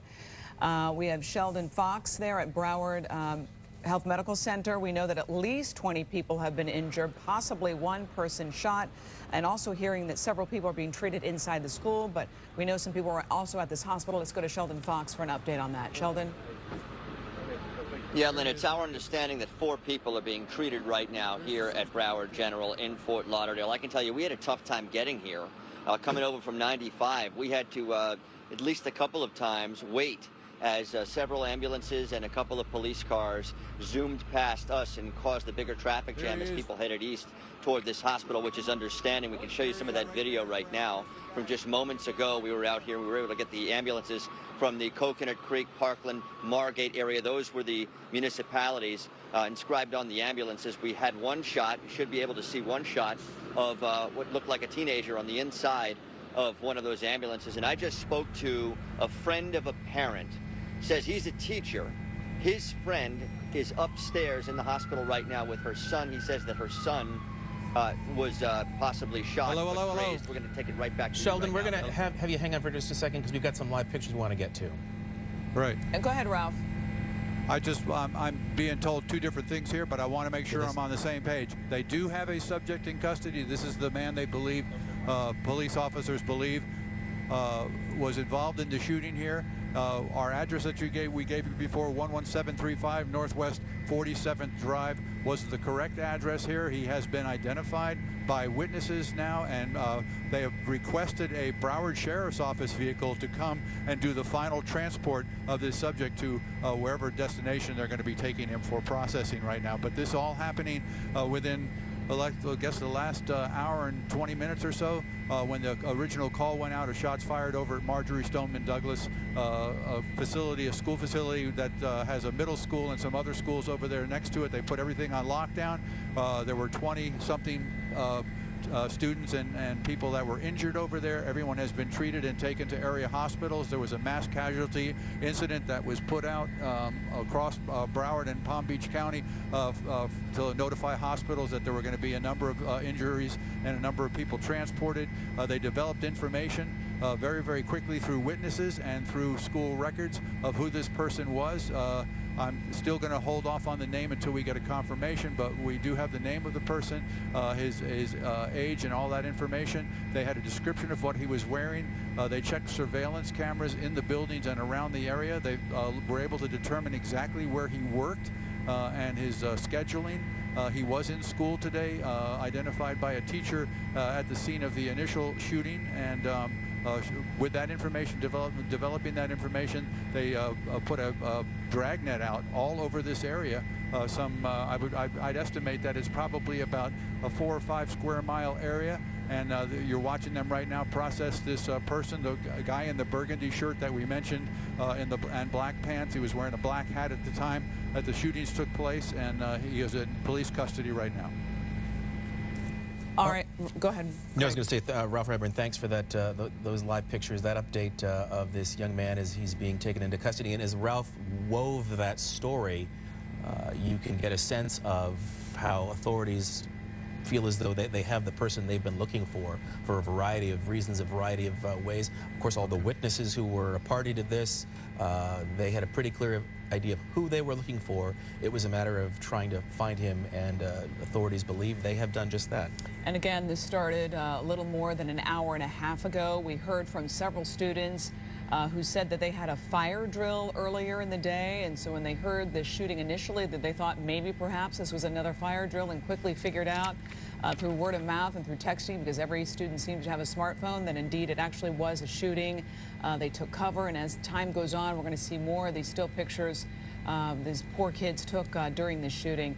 Again, you're looking at a live picture right now, 11735 Northwest 47th Drive. Ralph said a little more than a mile away from the scene, a mile away from Marjory Stoneman Douglas High School, where the shooting took place there in Parkland, where police say they do indeed have a person of interest. They knew right away where this person worked. They knew right away the address. And you can see another wide picture of the scene right here, so it wasn't too difficult to find this person of interest.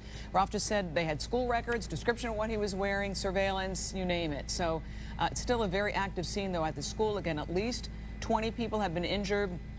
Possibly, we heard one female student was shot. Okay, several still being treated at the school. Let's go back to Sheldon Fox. We spoke to him right before we got this live picture from Ralph. We hear you, Sheldon. You're at Broward Health, and you told us earlier, if you can hear me, that at least 4 students, or 4 people rather, were being treated. Go ahead. Yeah, it's my understanding, Lynn, that 4 people are being taken care of here at Broward General and Broward Health Medical Center. We know from a friend of a parent we just spoke to moments ago. Person didn't want to go on camera, understandably shaken here. He's here in support of his friend. He said that his friend has her son on the inside. He watched, he said, as that younger man, presumably high school aged, walked on his own power into the hospital. That boy was able to communicate to this man that he was okay, but that he felt that he was shot, either grazed or hit by a bullet. Still trying to figure that out, but we know that 4 people are being looked at now. We can show you some of that video. You should be seeing that ambulance there. We were able to catch it just moments ago. You had ambulances that had Margate and Coconut Creek on the side of those ambulances, and they were booking it eastbound past our news vehicle as they made their way here, and for good reason. That shot should show a teenager on the inside of that ambulance. That person was taken out and brought in to the hospital here at the Trauma Center in Fort Lauderdale. And right now it's pretty calm on the outside of the hospital. As we said before, it's our understanding that we've got 4 people being tended to here at Broward Health. And we're still waiting for an update from anybody in the hospital. We were able to talk to that one friend of a parent. Outside of that man, we haven't spoken to anybody and don't see anybody on the outside. We'd like to think that if there are other relatives here, they're on the inside right now, trying to get as close to their wounded relatives as possible. We can pan off right now and show you this little scene going on out here. We're assuming that those might be family members or friends, perhaps being briefed. It looks like there might be a member of the Broward Sheriff's Office there leaning up against the pickup truck, a doctor, a man in a white coat there, and maybe some others from the hospital, either hospital staff and or family members huddled up there. Another Broward Sheriff's vehicle just pulled up, and we see a van off to its left from the Broward Sheriff's Office. We are thinking that this could be connected to what's going on the inside here. We know that we're well away from Douglas High School, well away from this active scene. But I'm looking in the distance, Manny. You probably can't see it, but we've got the ambulances across the street. Can we get to those? You've got one from Tamarack there, Tamarack Fire Rescue, and another blue ambulance just over to its left. And then there's another unit right behind that Tamarack Fire Rescue.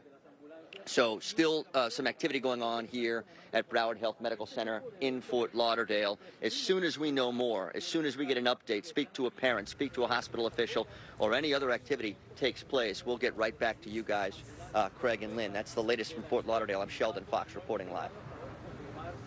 Sheldon, thank you. And again, look at this live picture again. We keep going back to this because it is very, very significant. Police say they have a person of interest whom may be responsible for this mass school shooting that started a little more than an hour and a half ago. This is at 117th and Northwest 47th Drive, a mile from the scene there at Parkland. The shooting started at in one classroom we hear at Marjory Stoneman Douglas High School. And we saw with Ralph's pictures over the last hour or so, you know, police, SWAT, releasing some of these children and faculty very methodically, as they do in these situations. These poor kids and teachers having to run out with their hands up in the air. They took all of their backpacks as a precaution and put them in a large pile, presumably going through them looking for anything dangerous.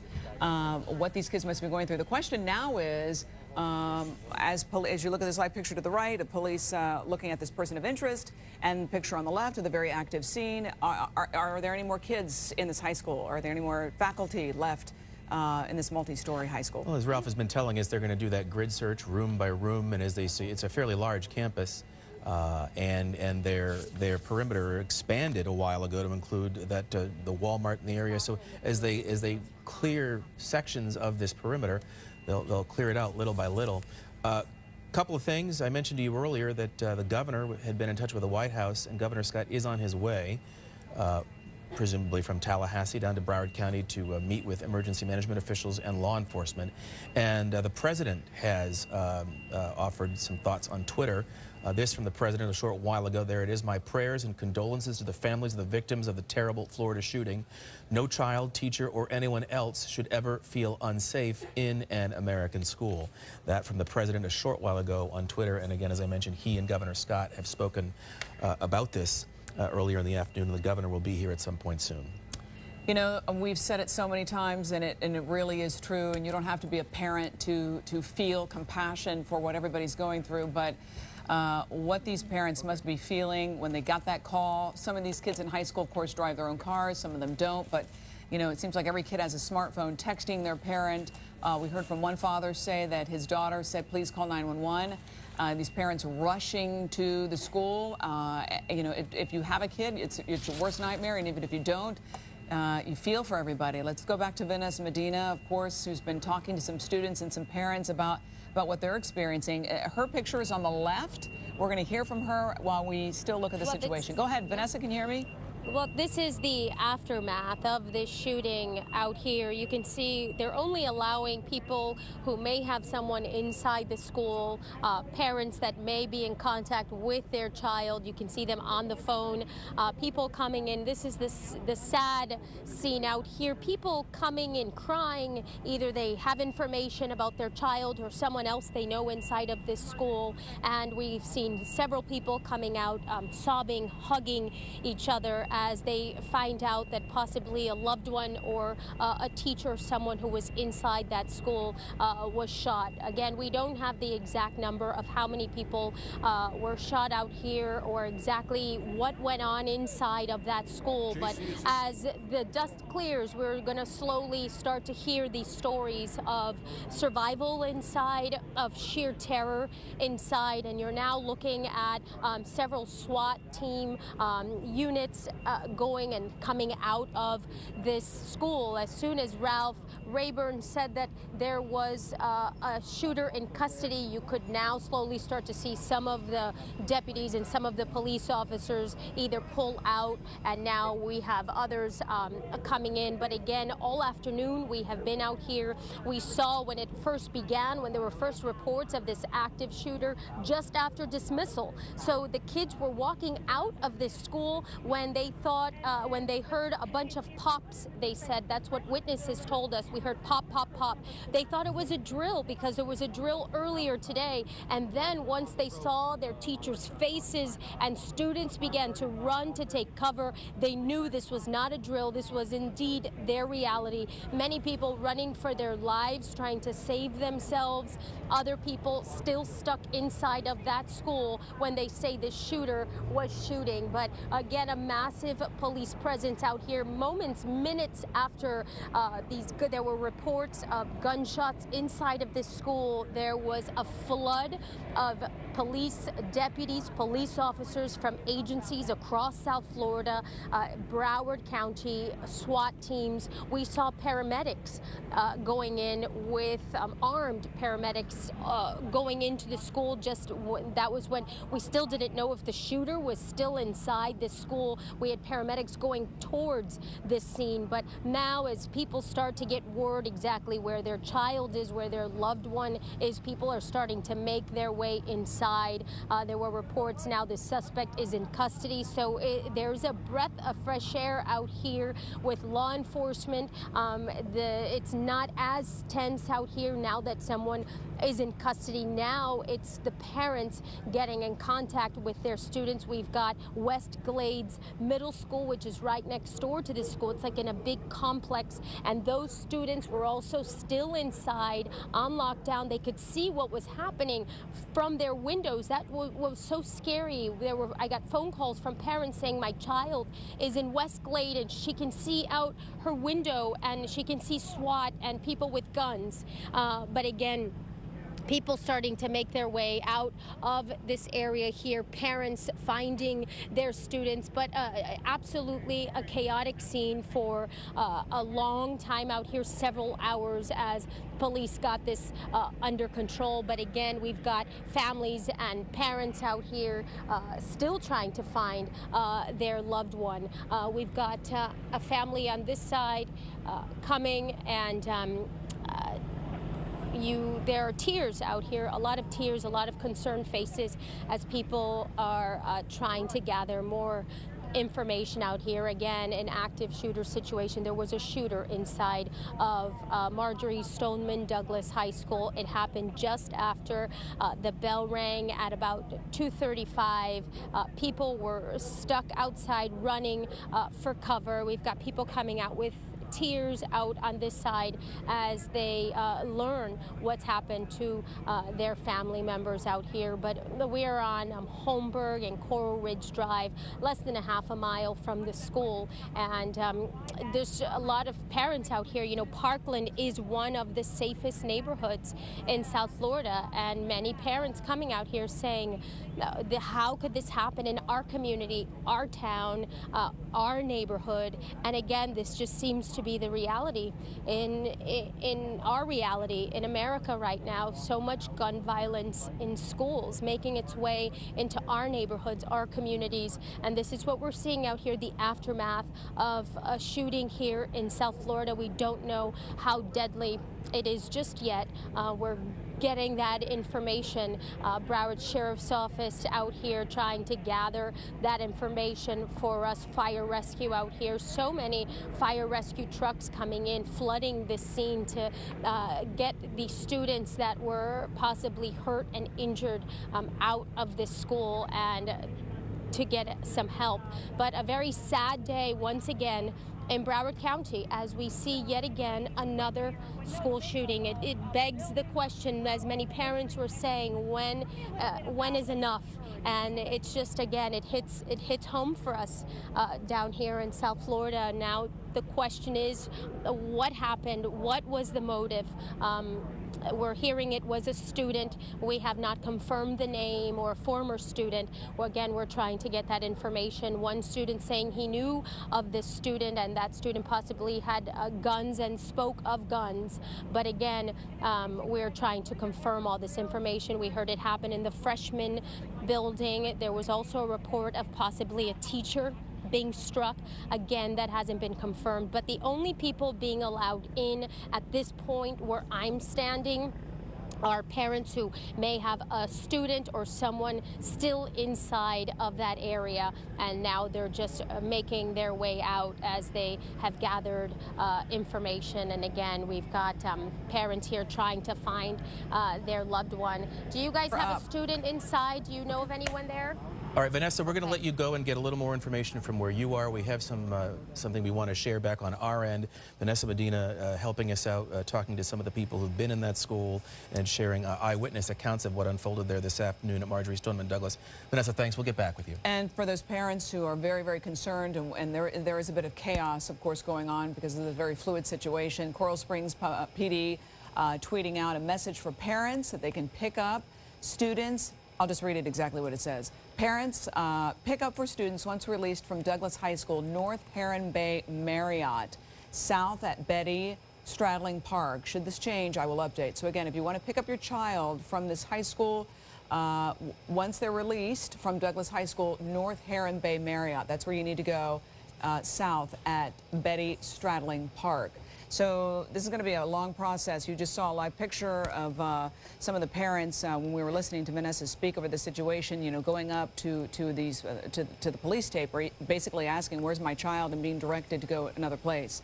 So again, go to North Heron Bay Marriott, south at Betty Stradling Park for information on your child. And you can just see some reunions here to the left. To the right is a live picture of the scene where police, about 1.4 miles away from the scene, 117 and Northwest 47th Drive, where police say BSO confirming that indeed they have the shooter in custody. That confirmation coming from BSO a little while ago. Our reporting indicated as such a few minutes before that. You saw it unfold, live pictures here. Ralph Rayburn brought that to us about a mile or so from Stoneman Douglas High School, where this incident happened about 2:30 this afternoon. But again, to confirm through police there that the suspect they have identified in this shooting is in custody. Now, the situation at the school campus is still where there may well still be people inside rooms and sections of that school building.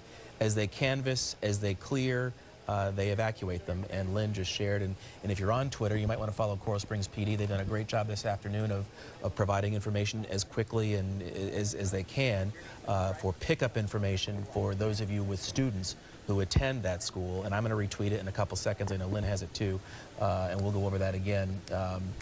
Once they're released, it's the North Heron Bay Marriott, south at Betty Stradling Park, and that's where you will be able to pick up your kids at this point in time as per Coral Springs PD. And now, if you're just joining us again, there was a shooting at this high school about 2:35, right about release time. What made things even more chaotic, if that's even possible, is that the students are telling us that there was a fire drill earlier in the day, and there was a lot of confusion. Is this part of the fire drill? Is this something else? They quickly figured out this was a shooting. Again, this is at Marjorie Stoneman Douglas High School there in Parkland. More than 20 injured. We're hearing one possibly shot. Several were actually being treated in the school. We're also hearing that it started in a classroom.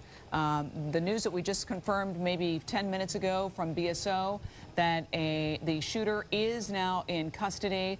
They say they caught this shooter about 1.4 miles away from the scene. They knew exactly where this person lived. They knew exactly where this person worked. Where, you know, it's a fluid situation, so that's the official information from BSO. We're hearing from some students that this shooter may or may not be a student. A lot of questions to be answered as the investigation unfolds. But for parents right now, you know, who must be just out of their mind with worry, even if they know their child is okay, they want to see their kid, even though they might be getting text messages. Again, this is worth repeating. If you want to pick up your child from Douglas High School, go to North Heron Bay Marriott. Once they are released, and at this point that has not happened, south at Betty Stradling Park. And if this changes, of course, Coral Springs PD say that they will update their Twitter information. So to the right here is a live picture of the scene where this shooter was taken into custody. And to the left is a picture of the scene, sort of the perimeter there outside of the high school, Marjorie Stoneman Douglas. Let's run over to Vanessa Medina. She is the superintendent of Broward Schools. And yes, it is potentially some former student. Don't have a name yet. I can't release any information to you. But that individual, we believe, is in custody at the moment. We hear a high number of casualties. Are you getting any indication from the sheriff just how many people may have died? Can't confirm the number at this point, but there are fatalities involved here. Can you tell us at least how many transports? Do you know maybe a dozen?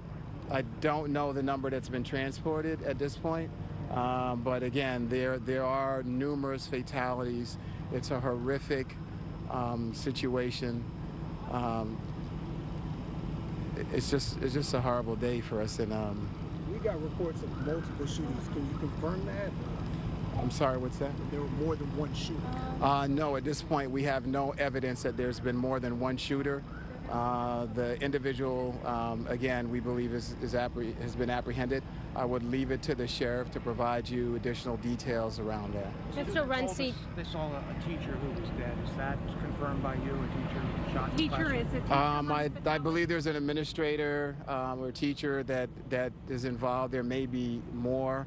I can't confirm if that's been one of the fatalities at the moment. Superintendent, this is a day I'm sure every superintendent fears, and to happen here in Broward. It's a day that you pray every day. I get up that we will never have to see. It is in front of us, and I ask the community for your prayers, your support for these children and their families. We're going to do whatever we can to come together as a community to pull through this, and we will. And again, we're doing everything we possibly can. The students are being evacuated and released at the moment, so we're working through that process right now. Are you aware of any indication, any warning, any hint that the students could have been been planning? We've received no warning, no indication, but again, there's going to be a thorough investigation. Typically, you see in these situations that there potentially could have been signs out there. I would be speculating at this point if there were, but we didn't have any warnings. There weren't any phone calls or threats that we know of that were made. Superintendent, there's so many parents that are afraid to send their kids to school. What would you tell them out there? Well, what I would say is that we cannot live in a world that's built on fear. We have to do what we can to make sure that we provide the greatest safety measures we can for our kids.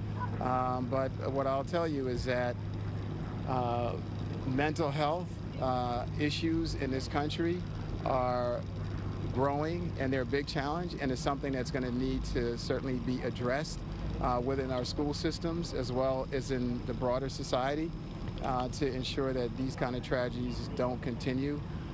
We've got to be able to recognize individuals that are in distress, that have challenges, and be able to find ways to support them. But our schools, we do what we can to make sure they're as safe as they possibly can be for our children. And again, this is a day that we prayed would never be here at Broward County, but we're dealing with it, and we're going to deal with it as a community. We'll pull through it, and you know, my prayers and heartfelt sorrow goes out to the families and this entire community. Those comments about mental health and stress, are they speculation on your part, or do you have some information about who is responsible? And you know. Well, all I would say is that, other than the obvious. Other than the obvious, is correct. No, I don't. No sane person that's is going to go and commit such an atrocity. So I would say that it is something that we have to deal with. But it's not based on your knowledge of. It's not based on my knowledge of anything regarding the individual who committed this, but. I know it's a challenge, and it's something that we've been certainly trying to deal with throughout Broward County and throughout this nation, but you know, we're going to have to step up our efforts on that. With someone in custody, so the rest of the students, hundreds of them are being evacuated right now, right? That's correct. Yeah, they're clearing buildings out. They're doing it in an orderly manner to make sure that's safe. So again, there's a enormous presence of law enforcement here, and they're assisting in the evacuation process as we speak. West Glades right next door, those students, the middle school, are those students still inside, or have they been let go? They are probably going through an evacuation process as well. We have students we know that are coming from some of our middle schools like Nova, where they typically may get dropped off here. We have them being dropped off at another school site, and we're notifying parents. On a typical afternoon, what police presence and security presence is on? Every high school in this county has police presence at the high school, so there were officers on the school site at all times. Do you know for certain how many or where? There typically are at least two cars of law enforcement individuals on our campuses on a daily basis. Resource officers, are they called? They're called school resource officers, that is correct. Superintendent, was the shooter just contained to that one building? Do you know, did he go into another building? Don't know the path or exactly how the shootings occurred. Where were you when you got that phone call and your heart had to have dropped? So today has been a day of enormous mountains and valleys. I was leaving Monarch High School, where we were giving the Teacher of the Year keys to a brand new Toyota Camry that she won from being a Teacher of the Year in Broward County. We were celebrating our teachers, our schools, and got in the car. And as I'm driving back to the office, I start seeing communication, and I hear from staff that we may have a tragedy, and so I literally have come from giving the Teacher of the Year a car and celebrating our teachers and our district to where I am right now. The deadliest school shooting in Broward County ever. That's what it appears to be. I'm so sorry. Thank you so much for updating us. There you just heard it from Superintendent Runcie saying just how horrific today has been for Broward County. He did say there are several fatalities. Also, in those fatalities, a teacher or an administrator also shot. It's unclear whether or not that teacher, that administrator has passed, but we do know they're among the victims out here. We did speak to a student a short time ago who said that her teacher, she did see him on the ground shortly after gunshots rang out, and she does not think that he made it. She says she saw him on the ground. They were calling his name, and her teacher did not move. So very sad day in Broward County here as administrators, as the superintendent tries to put the pieces together. We've got family members still walking to the scene. We still have police officers. We still have people still coming out here again, but they're saying they are evacuating these students, and they're doing it in an orderly fashion. So they're clearing room by room by room. So they're clearing one room, and once that room has been cleared, they're allowing those students to go home and finally meet up with their parents. But as you heard, we've got, he said, several fatalities out here. No confirmation on that total. Of course, BSO, Broward Sheriff's Office, will be releasing that information as soon as they can confirm exactly what happened. But we do know they believe 8 total transports, 4 to North Broward, 4 to Broward Health in Fort Lauderdale. But again, this scene out here is just one that, like Superintendent Runcie said, you never, ever want to see. You pray and you hope for the best.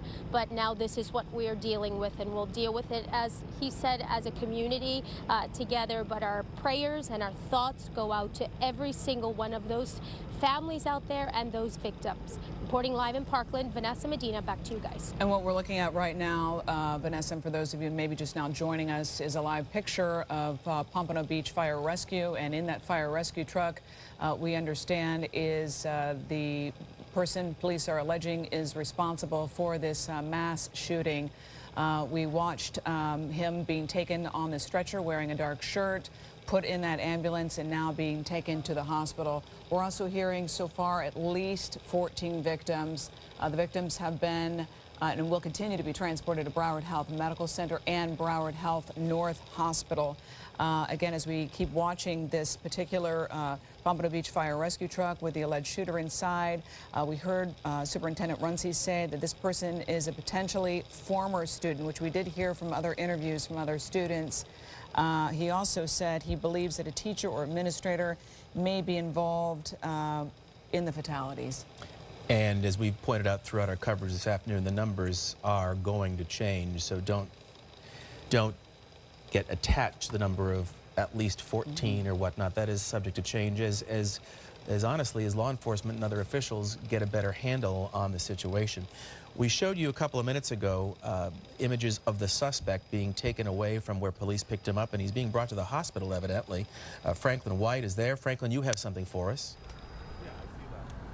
That's right. Good evening, guys. Okay, so the person who was responsible for this chaos was arrested here at the Wyndham Lakes community. It's a gated community, and these folks behind me, they are the ones who witnessed it all. Let me take you to some video of that suspect being whisked away to the hospital. He's being sent to North Broward, and these people tell me that they never expected anything like this to happen. Again, it's a gated community. They're now shaken up. They can't believe they witnessed the man in that maroon shirt being thrown on the ground, arrested right in front of their eyes. Again, that suspect is responsible for those multiple injuries at this school. They say they never saw this coming. Not confirming, don't know if he lives here or why he came to this community, but he was again arrested in the Wyndham Lakes community here in Coral Springs. This is a man who is now going to the hospital and responsible for these multiple injuries at this school. We are asking questions. We have talked to people here who are on scene and witness it. They are barely want to be on camera. They can't believe they saw this. They're scared. They're shaken up. Again, so we're trying to get more information as to, again, if this person lives here, why he came to this community, working to get those answers. Right now, he is being sent to North Broward Hospital. No word on his injuries, but I did see that cell phone video, and he was on the ground. So again, don't know if he was hurt in that struggle or hurt in some other way, but he is now being sent to the hospital. We'll bring you the latest as we learn more. Reporting live here in Coral Springs, Franklin White, 7 News. Franklin White, thank you for that live update. We'll get back with you as you are able to learn some more from there. Okay, I just want to repeat, that was a pretty substantial and very informative live interview with Superintendent Robert Runcie. He said there are, quote, numerous fatalities. And that's the first official to actually say that. And he said that just a few minutes ago, numerous fatalities in what is now a deadly school shooting. He called it the deadliest school shooting in the history of Broward County. He alluded that, that some administrators or teachers may be among the dead. He said students will be evacuated and released as they clear each room in an orderly fashion.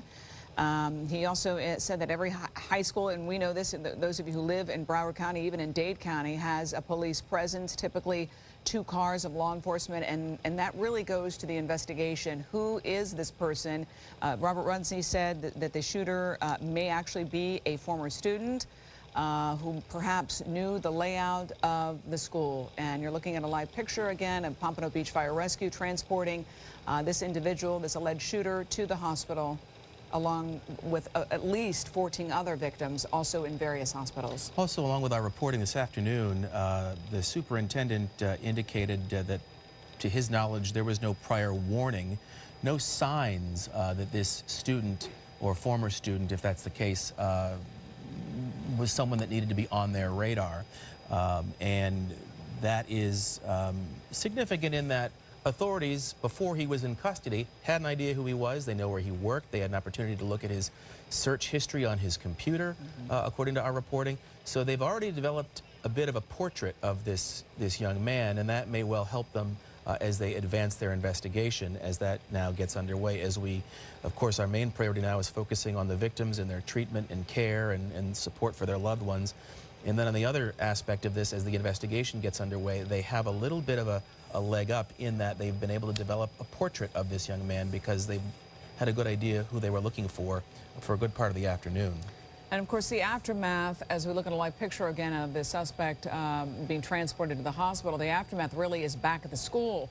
The kids who had to go through this, the parents who are still dealing with their own trauma, that's going to linger for a long time, as we've seen in so many school shootings across the United States. Again, parents, according to Superintendent Robert Runcie, I want to tell you that students, he said, are being evacuated, excuse me, and released. We saw live pictures about an hour ago of these students being released very methodically, told to run out of the building with their hands up. Everybody, this is very systematic, has to leave the building anytime there's a shooting with their hands up running, and they left their backpacks in a pile so police could go through them. But they are being released, and if you need to pick up your child, again, this is from Coral Springs Police Department, pick up for students once they're released, which of course Robert Runcie just said is happening now, from Douglas High School, North Heron Bay Marriott. Go to the Marriott South at Betty Stradling Park.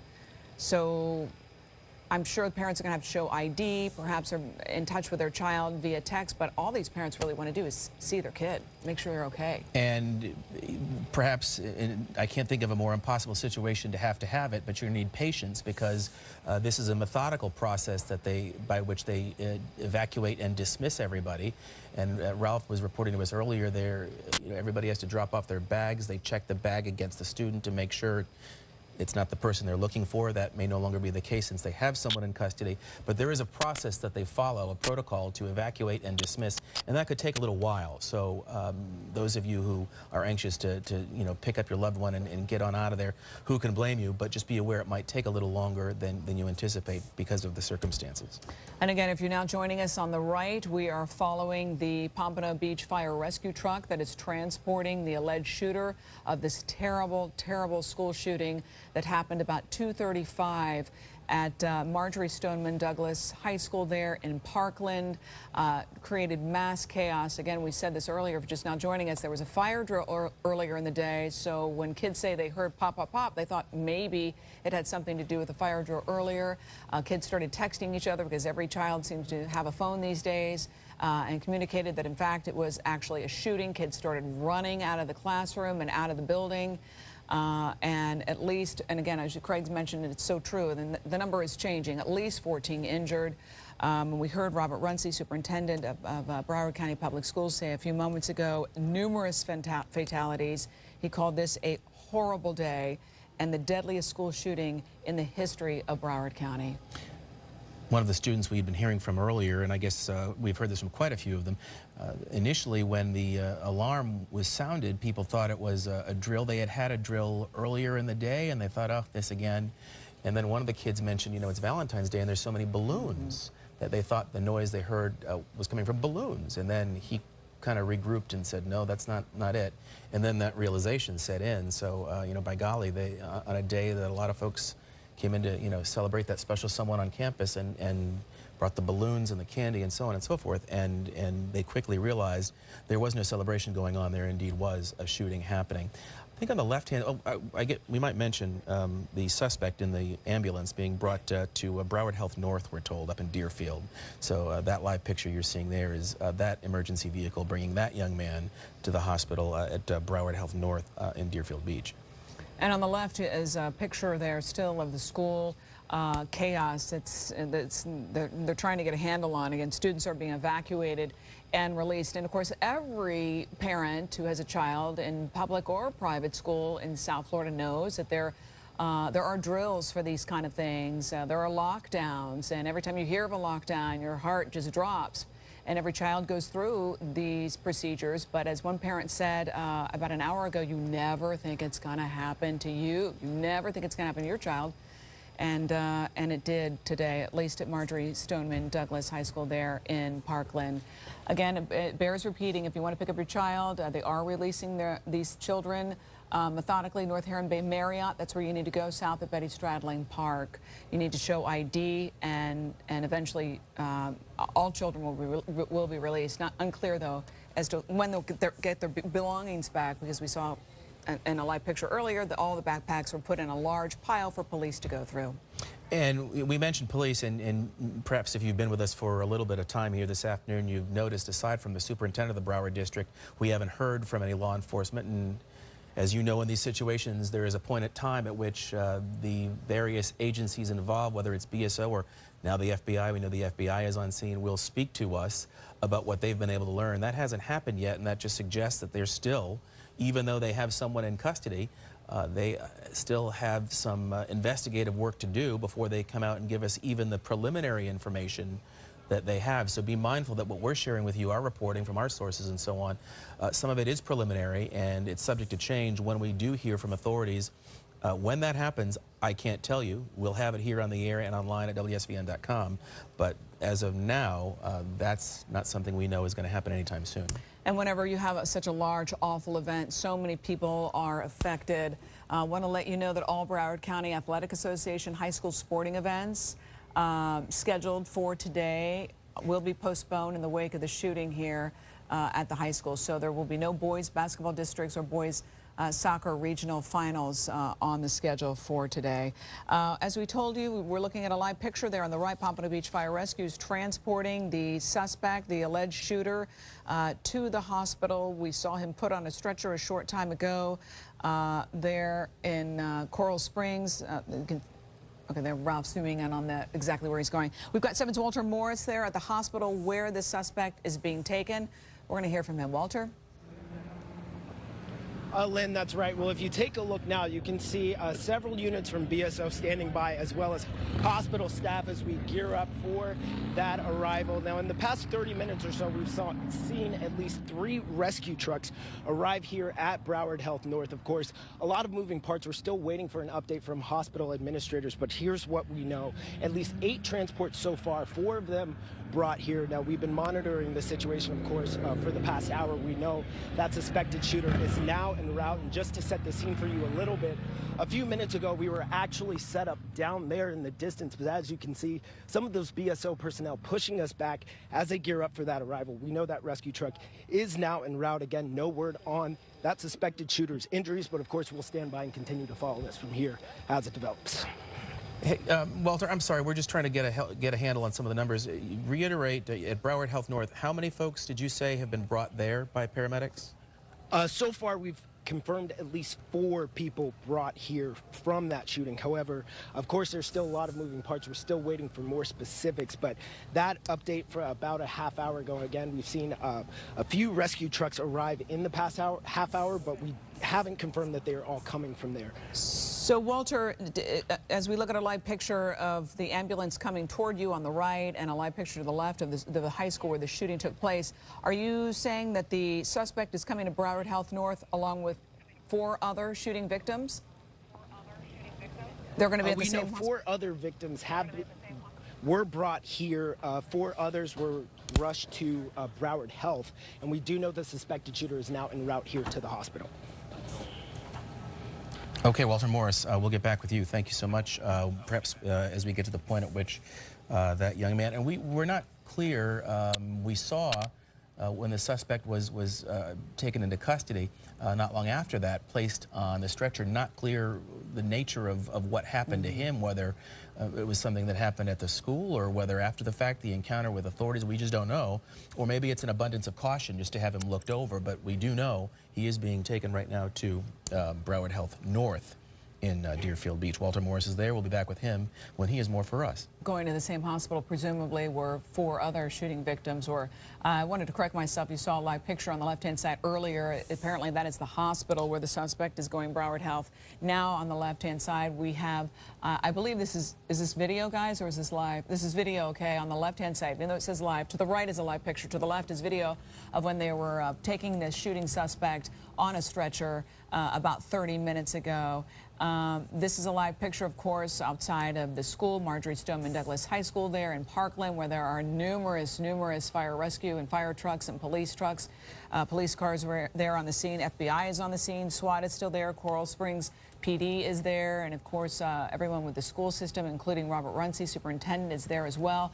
What's happening right now is how to release the children, evacuating each room, clearing each floor, evacuating each child and pairing each child up with their parent or whoever is in charge of this child. And to the right again, we continue to follow Pompano Beach Fire Rescue transporting the suspect, the shooting suspect, to Broward Health North. And that may well, I think the superintendent also referenced West Glade, which is just across from Douglas High, would be affected too. So you can see, even in the pictures there, just the number of people who are outside. But it is an orderly process. As I mentioned a little while ago, there is a procedure they go through by which they check everybody out one by one, and that could take a while. So for moms and dads or guardians, grandparents, anybody who's going to pick up these kids, just keep that in mind. It could take a few minutes before you're able to actually physically leave the area with them once you make that connection.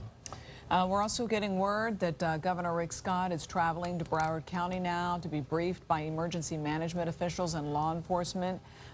There's word that as soon as he heard about the shooting at Marjorie Stoneman Douglas High School, Governor Scott spoke with President Trump. He spoke with law enforcement, school officials, and the Department of Homeland Security. Again, as you look at a live picture, aerial picture of the still very, very active scene. Again, the takeaway right now, it's got to be one of the saddest days in South Florida. Sad for those of us who have children, sad for those of us who just live here and don't have children. Robert Runcie, superintendent, says there are numerous fatalities in this school shooting, called it the deadliest school shooting in the history of Broward County, in an absolutely horrible day. He said, we'll pull through this as a community, and we've seen these images, we've seen this story. Whether Columbine, whether Newtown, whether schools from coast to coast in the United States, where communities have had to pull together to get through something like this. And we're still trying to get a handle on what exactly we're going to be dealing with, but to echo the superintendent's statements there, that South Florida will get through this too. Broward County will get through this, but certainly with the help of loved ones and neighbors, because this is something that, as we heard from some folks there in Parkland, you see it, but you don't think it's going to happen in your community, and sadly, now it has here in Broward County. And of course, in the coming days, as the investigation begins and continues, there are going to be a lot of questions as to who this person is. Were there any signs? Superintendent Runcie said there were no signs. They got no warnings. This may be a former student. Look at a live picture right now on the ground of Pompano Beach Fire Rescue. Transporting inside this particular fire rescue truck is a person that police say is responsible for numerous fatalities, causing the deadliest school shooting in the history of Broward County. He is being taken for whatever reason to Broward Health North. From what we understand, at least he's going to the same hospital that 4 other shooting suspects that he allegedly is responsible for putting in the hospital will be at also. And again, not clear on the nature of what requires this, why it's not a straight trip down to one of the law enforcement buildings for processing and all that. It might be an abundance of caution, might be he was injured in some way, but we do know his first stop upon being taken into custody is the hospital. You might have been able to see, I think I saw one of our, well, we do have a reporter there, obviously, but Walter Morris, but you saw the throngs of people who were there. So just as soon as we get some information about this young man, and of course the other victims Lynn mentions who were brought to Broward Health North, we'll get back up there to get a sense of what they've got. And I was just thinking about the parents and the loved ones. What must it be like to go to this hospital, Broward Health North, because your child or perhaps your husband or wife who works at the school was injured, was shot, and the alleged shooter is there as well. That's got to be high emotion and a lot of stress for everybody involved. So you see the truck there, it backed in, the doors are opening. We saw earlier the suspect actually be put on a stretcher, and you can look at it to the right there. He looked like he was wearing a dark shirt. I think Walter said it was maroon. He had dark hair. Again, no word on exactly why they decided to take him to the hospital, what his actual injuries or state are. Instead of processing, as Craig mentioned, but indeed he's just arrived at Broward Health North along with some other victims as well. At least 14 victims are being treated. That number is probably going to change, but the saddest number is what Superintendent Robert Runcie said, numerous fatalities at the school. And you know, I think he framed it in such a way that it really hits home for a lot of us. He was at a ceremony at another school honoring the Teacher of the Year, and on a day that is filled with excitement and love. After all, it is Valentine's Day, and then to get that phone call and to pivot in that moment from celebrating the best that Broward education has to offer and celebrating the contributions to the community and that, to have to pivot to this type of crisis management is just, it tugs at the heart. This is the worst possible kind of scenario that, as he pointed out, you prepare for, but you by golly hope you never have to put into motion. And, well, you know, obviously today, Broward County is having to do just that. And we mentioned it's a situation where there's called mutual aid, where law enforcement from other municipalities come in to help. And we saw that earlier on as the canvassing of the school campus went on. It was BSO and a lot of the local municipalities as well. And now we know the FBI is involved. So it's going to be a multi-agency effort as this investigation really winds up into this young man that they suspect did it. Why, motive, method, and so on. And we have our cameras trained on this Pompano Beach Fire Rescue truck. Typically, they exit a stretcher through the back, so it's unclear how this shooting suspect will be taken out of the truck, or if he'll be taken out to the left, to the right, but we're going to keep our cameras on here. And yes, you're right, Craig. Robert Runcie, superintendent, was asked, what advice do you have for parents who are now scared to send their kids to school, which that's an excellent question. His answer was, we cannot live in fear. You know, we have to get up the next morning and we have to continue to live our lives, but it's a natural feeling to be fearful when you send your kid off to school and when your kid does go to school. You know, as Vanessa mentioned earlier, Parkland is, according to the numbers, one of the safest areas in South Florida. But, you know, these days in our country, you never know. To the right is, I believe, videotape. To the left is a live picture of the suspect in that fire rescue truck. And to the right is when police actually apprehended this suspect about 1.4 miles away from the scene, away from Marjorie Stoneman Douglas, their high school in Parkland. It did not take them long to figure out who this person was. BSO confirmed that he was in custody less than an hour. It seemed like right away they had his picture, they knew where he worked, they had his home address, they knew what he looked like, they had his records. And Superintendent Runcie said that perhaps this person actually is a former student, so it is very likely that people knew him. And we're not clear on the connection to, if any, to the Wyndham Lakes community where he was arrested. In fact, we're looking at some of that now. This is tape from earlier. He's already been brought over to the hospital. But it's the Wyndham Lakes community, the 11,000 block of Northwest 47th Drive. That's where the apprehension took place. Don't know whether he's tied to that community, whether he lives there, or just happened to be there when police were able to catch up with him and take him into custody a little while ago. On the right-hand side here, you're looking at some of the tape from throughout the afternoon. We're going to kind of mix it up, occasionally some tape, occasionally some live pictures as we get new pictures and new information in.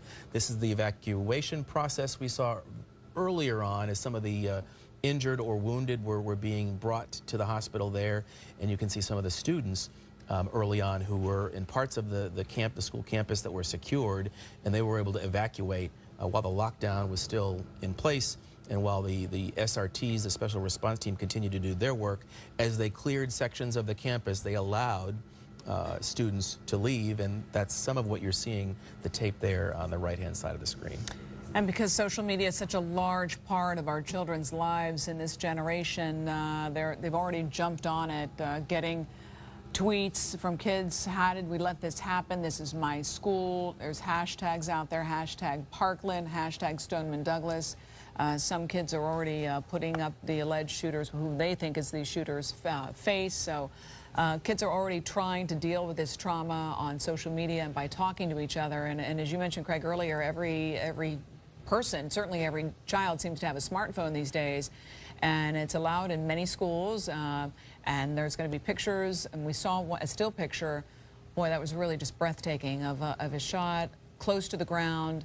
You saw the bottom of a desk and of a chair where the student was probably hiding for cover. And these stories are going to come out as time goes on. So looking at a live picture right now of a triage area, and police and fire and rescue treating those on the scene and going through this in a very methodical way, releasing students and evacuating the building. Vanessa Medina is there. Vanessa, how is this process going in terms of reuniting children with their parents? Well, a lot of the students are being taken to the Marriott. A lot of the parents that tried to get closer on this end are coming back without their child because they are taking the students, once they've been cleared, like you said, methodically out of the school. They're taking them to a nearby Marriott. But you said the trauma involved as students, because some students are being released in this area as well. As students are starting to come out, the ones closest to that gunfire, many of them showing us, like you said, they have smartphones, many of them showing us those pictures, some too graphic to put on television, blood on the ground in this school. We also heard of a coach that jumped in front of several students to block them from several bullets, possibly passing away inside of the school. So you're talking about trauma. It doesn't even cover the surface of what a lot of these students saw here today, things that no one should ever see, much less teenagers see inside of a place that they should feel safe. This happening here in Parkland. You're seeing they're trying to clear this area. You're seeing parents coming out, many of them without their child. This has been going on now several hours, parents running to that area to find their loved one, and now they just want to be reunited with their child. They just want to hug their child. For the parents who are coming here and getting the worst possible news that a parent could ever get, that their child did not make it, those parents are being escorted out of here as well. We have been told that 4 students were taken to Broward North, and 4 students were also taken to Broward Health Medical Center in Fort Lauderdale. But an absolute chaotic, horrific scene out here in Parkland when a gunman walked inside of that school and began shooting, taking lives. Superintendent Robert Runcie saying that there were multiple fatalities. We don't have any clear numbers, but you're seeing still the aftermath out here. People still trying to figure out where their child is, if they were taken to a nearby hotel, if they're still inside of the school being cleared out. But to handle hundreds and hundreds of students at dismissal time, when it was a time that we're supposed to be leaving, getting ready to go home. Instead, police rushing to this scene to try to figure out what was happening. Ma'am, are you looking for your child still at this point? No. Well, luckily. So as you can see, parents still walking out, but this scene here has been closed off, so parents either with a student inside or on the phone that have some contact with their child allowed in to possibly find their child. But this is a plaza here. There's a Walmart inside of this plaza here, and many students, when everything happened, running to this plaza, many parents going around on the other side to pick up their child on this area too. But strong words from Superintendent Robert Runcie, saying today was one of he had such a high, giving us Teacher of the Year award, and then he began getting phone calls in regards to the shooting, and it was the absolute lowest point that anyone could possibly hear. So he had a high and low, the worst day in Broward County, the deadliest shooting at a school ever in Broward County. Sad news for Broward County, sad news for this community in Parkland.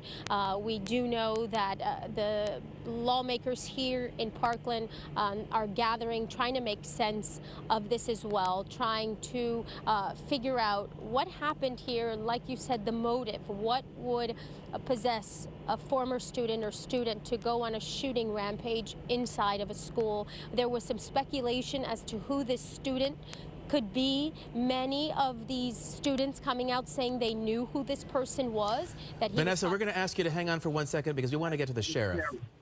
Let's listen. Looking for the child to please go immediately to the Marriott within the Heron Bay complex.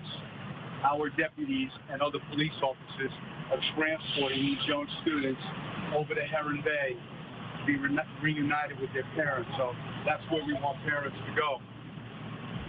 I want to thank Mayor Dean, Commissioner Sharif, Mr. Runcie for being here to support the Broward Sheriff's Office and to be with me at this. Anything else that you want to say that you get an early day for Parkland, Broward County, the state of Florida, and the United States. My very own triplets went to that school and graduated from Stoneman Douglas. They played football and lacrosse at that school. So it's just catastrophic. There really are no words, and we will keep you updated. I've spoken to Governor Scott. He's out of state. He's on his way over here. I have spoken to President Trump, and he's offered the full power of the United States of America to help us get through this. Any questions? Can't hear you. He was found off campus. I don't exactly know where. I believe he was found in the city of Coral Springs by a Coconut Coconut Creek police officer. That's unconfirmed right now. Can you give us an age range of those deceased? From what I understand, there was a time where he did attend the school. I don't know why he left. I don't know when he left. But he was not a current. That is correct. He was not when he was arrested, was there any confrontation between him and police? Did he open fire? I wasn't there, but I was told that there was no confrontation. Can you hear me? He was taken into arrest without incident. Much information. Give us an age range of those deceased? From what I understand, there was a time where he did attend the school. I don't know why he left. I don't know when he left. That is correct. He was not a current student. When he was arrested, was there any confrontation between him and police? Did he open fire? I wasn't there, but I was told that there was no confrontation. He was, can you hear me? Yeah. He was taken into arrest without incident. Yes. Do you have anyone else in custody? I understand it was just one. Okay, do you have an age on him? I believe he's approximately 18 years old. Okay, and then at least one dead? Multiple. Multiple, so more than one. And you said the school's not safe right now. There's still children inside. And what have you heard? Well, I don't know. We believe at this point that all children that we know about are cleared and are outside the building. However, we don't know if there are injured people. We don't know if there are people hiding. We don't know, so we will not begin to release information or begin to open up the crime scene until the SWAT components say the school is safe and clear. When I hear all clear, we'll begin the next phase of this investigation. Are any teachers dead or only students? I have no idea. You heard of Mr. Beagle? No. Injuries, approximately how many? Well, I don't know how many injuries there were, but we know 14 people were transported to area hospitals with varying degrees of wounds. What we'll do is we'll wait for the school to be cleared. We'll go on to the next phase. I know this is critically important to release information to Broward County, and we will keep you up to date. But for right now, there's no more information to impart. Talk about where the shooter was he inside the school? We've heard, and I know there's a lot of rumors that at one point there were firecrackers, and then it was a drive-by with the shooter inside the school in on. He was outside and inside at varying times. He certainly was inside. Thank you. In terms of those dead, have their families been notified? Have all the families? Okay, so a little more information from BSO Sheriff Scott Israel said that there indeed was a time when this alleged shooter did attend the schools, so that goes along with everything we've been hearing, especially from Superintendent Runcie, who said that he was a former student. Sheriff Israel also said that he's possibly 18 years old. Goes in line with what we've also been hearing, multiple dead. Also indicated that there was no confrontation when this suspect was arrested. He said he was arrested without incident. So again, there's a question as to why he was transported by Pompano Beach Fire Rescue to the hospital there, Broward North. All children, he said, all students, this is very important. He believes, as you look at video of the kids actually being released a short time ago, all children, he said, are possibly out of the building, but there may be some who may be still injured in the building, or maybe some hiding. So that's still, the building is still not cleared. But what's happening right now is parents are being unified, reunited with their children, and this will take some time. As we hit the 5 o'clock hour, this is 7 News at 5 o'clock, continuing coverage of this mass shooting at a Broward County school. 7 News reporter Nicole Ensalada was at that event where the sheriff was speaking a couple of minutes ago. We're going to check in with her in a couple of minutes, particularly because, as you might have noticed, when we first had the sheriff, it was by cell phone, and it wasn't exactly clear. Then we got him on camera.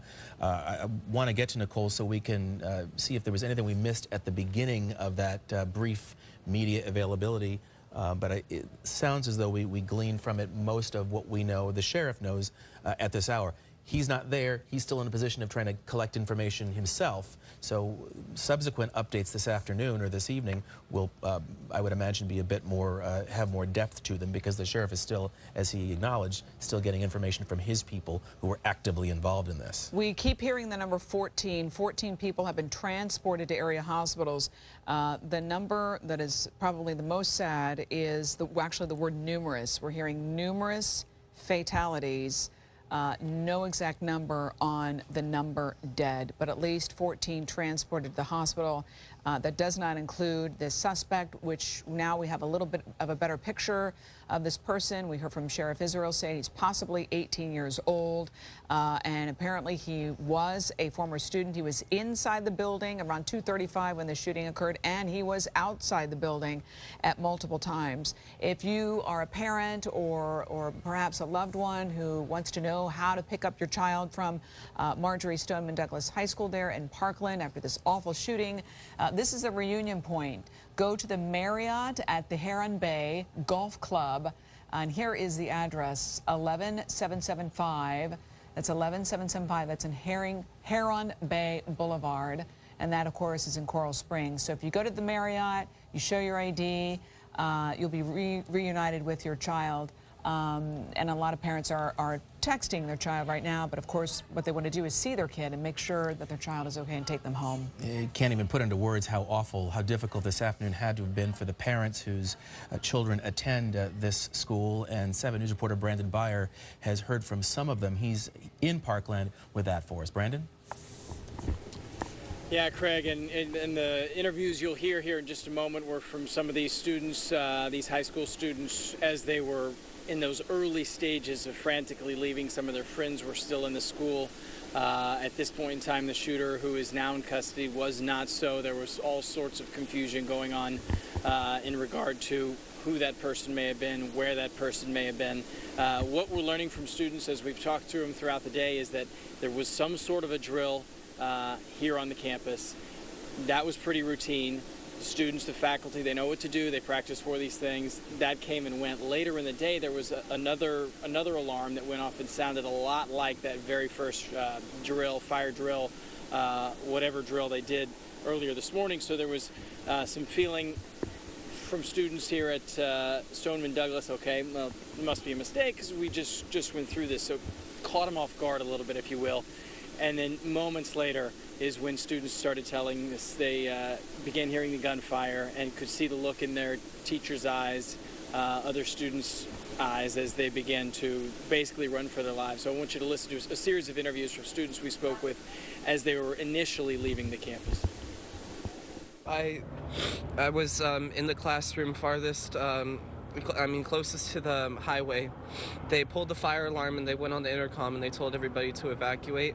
And when we were down by the portables, we finally got word from the students as roomers, and we walked all the way across from the canal, and we ended up right over there. I heard a lot of gunshots, and then right after, when the police let us out, there was dead bodies everywhere.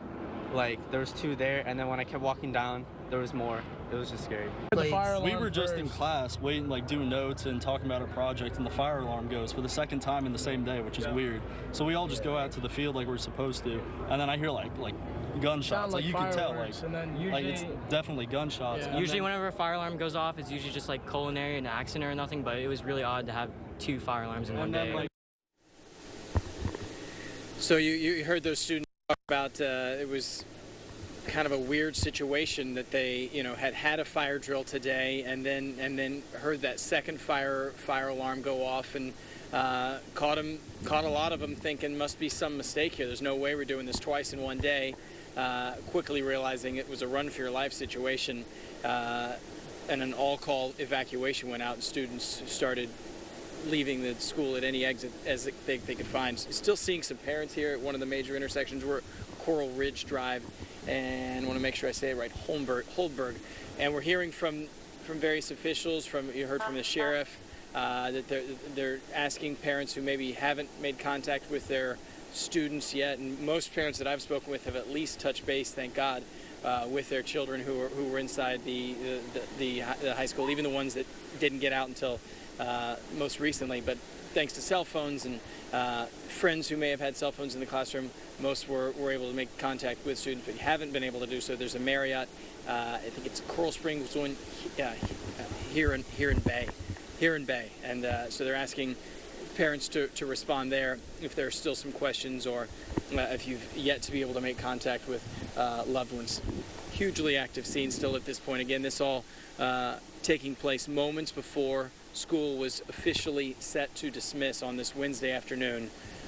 So it would have put it around the 2 o'clock hour. Shortly after 2 o'clock, I think the school lets out about 2:40. Kids were winding down their day. Obviously, it's Valentine's Day. There was a lot of balloons on campus. I heard more than one student say initially they thought the pops that they heard could have been balloons popping. Word quickly spread on social media, which of course is a game changer as far as information spreading, especially among the younger generations, and we're talking about high schoolers here, so information spreads extremely quickly. But it's been chaotic. It's been a day these families will certainly never forget, and you just hope that they're all having reunions now, Craig. All right, 7 News reporter Brandon Byer, thanks so much for that. We're going to get back with you as you get more, and you hear from these young people, and you said it, and to hear them describe what they saw, it's heartbreaking that to have to see that at all, let alone when you're a young person, just heartbreaking. Yeah, we just heard the sound from this child. I don't know if you're in shock when that happens or what, but he just said, there are a lot of bodies all over the place. This is a video we just got in the 7 Newsplex of cell phone video of the suspect being taken into custody. If you're now just joining us, you figured out that there was an awful shooting there at Marjory Stoneman Douglas High School there in Parkland about 2:35. A short time later, I want to say less than an hour, this happened. The suspect was taken into custody, and now we have a little more information about the suspect, and that was cell phone video, and this is our video from 7's Ralph Rayburn and 7 Skyforce of the suspect being taken into custody. We hear from Broward Sheriff Scott Israel that he is possibly 18 years old, responsible, police say, for multiple deaths at this high school. Apparently, he did go to Marjory Stoneman Douglas High School a short time ago, so he was a former student, according to Scott Israel. And there was no confrontation. What you're looking at right now, apparently he went into custody without incident. So it's still unclear as to why they decided to transport him via Pompano Beach Fire Rescue to the hospital there at Broward North, but he is in the hospital right now. He was wearing a maroon shirt and, again, was taken into custody, put on the stretcher, and taken to the hospital. And as this was happening, not far, about a mile or so away at the school campus itself, the sheriff was explaining to us that to the best of their knowledge, the kids who had been barricaded inside had been evacuated and being moved to another location where they could reunite with their parents, but they still are canvassing the building in the event there are any students or faculty or staffers who might have been hiding, taking coverage, or perhaps those wounded and unable to leave. So that process is continuing as we speak. On the one end, you have those who have evacuated and they're waiting to meet with their parents or their loved ones and leave the area. But authorities are still going room by room, every nook, every cranny, every closet, every space in that fairly large campus facility to see if there is anybody who might still be in there wounded or perhaps just unaware of the outcome and they're still in hiding. That could take a little while, so we'll certainly wait to hear back from the sheriff or other authorities as that process continues, and hope, by golly, hope that there aren't others inside because they're injured and they're unable to move. Yes, that would be a big hope. Superintendent Robert Runcie used the words numerous fatalities, and he said, I believe a teacher or administrator may be involved in those fatalities. We do have sound from a teacher who was in the school at the time who managed to get out. Somebody interviewed this teacher via cell phone. Let's listen.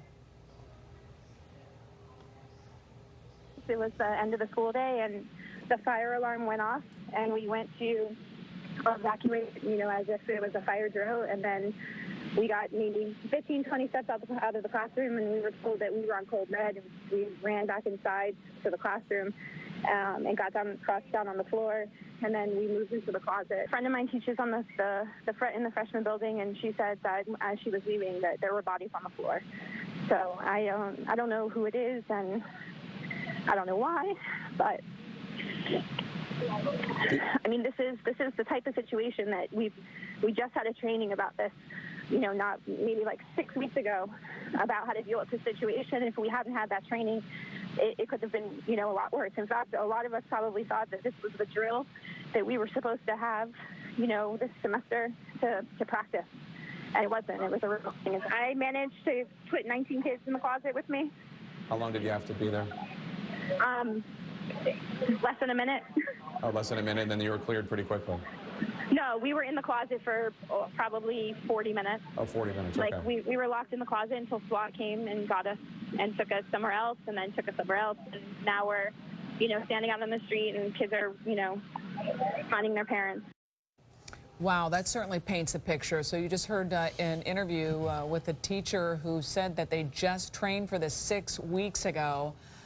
When this mass shooting happened a few hours ago, she said she put numerous students in a closet and waited there for 40 minutes until SWAT arrived. And you could hear her voice cracking, and boy, we can understand that, what emotions teachers, administrators, and now parents are feeling. It's a grim reality now that you have that training at schools from elementary to middle to junior to high school and beyond.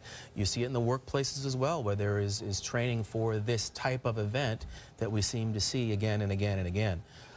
You just saw Vanessa Medina in front of the camera there, and I think she has a little more for us from not too far from the school campus. Vanessa? Well, they've allowed parents to come in. These are parents who have children at West Glades Middle School, so you can see them. They are being allowed to go in. Those children have been in a lockdown since this began at about 2:35. So the students that were in the high school were taken to the nearby Marriott. Now these are parents from West Glades Middle School going in to gather their child. They too have been waiting on pins and needles for hours, waiting to hear and see their child, who have been, the schools are right next door to each other.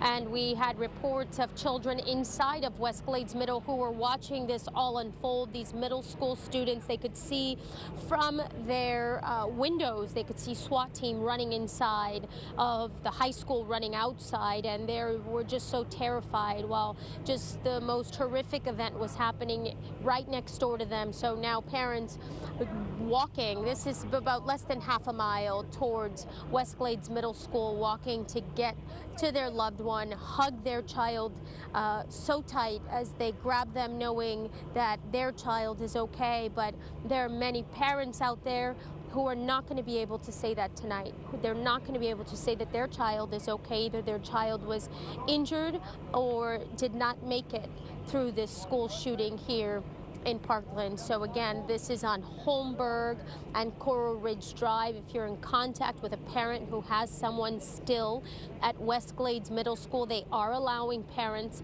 to walk in this direction to go grab their student. Again, all of the high school students are being taken to the nearby Marriott, but the high schoolers that were coming out, many of them in the very same building, that freshman building where everything unfolded, coming out and telling us things that they saw: people on the ground, blood on the floor, just some of the worst possible pictures that anyone could ever see. Many of them recording some of it on Snapchat, some of it so graphic we can't even show you.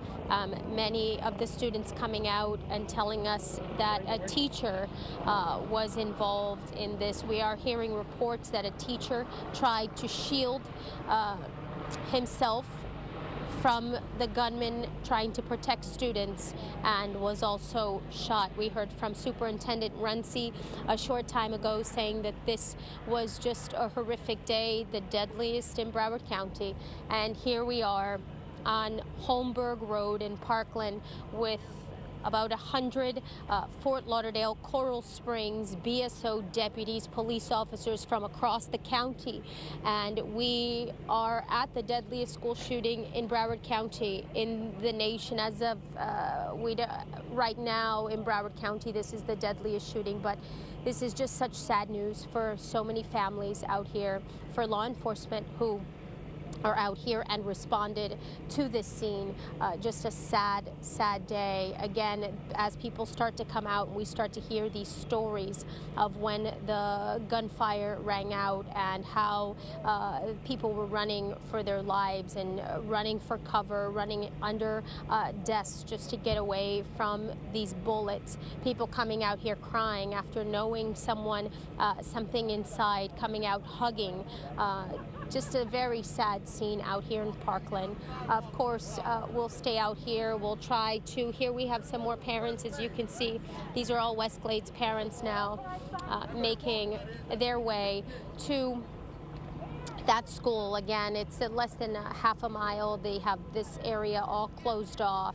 As soon as the shooting happened, they closed this road. They closed the other road leading to the other side of this complex, not allowing anyone inside. But you know, there are many parents out there who still have not heard from their child, and those parents are trying to figure out if their child is on that list.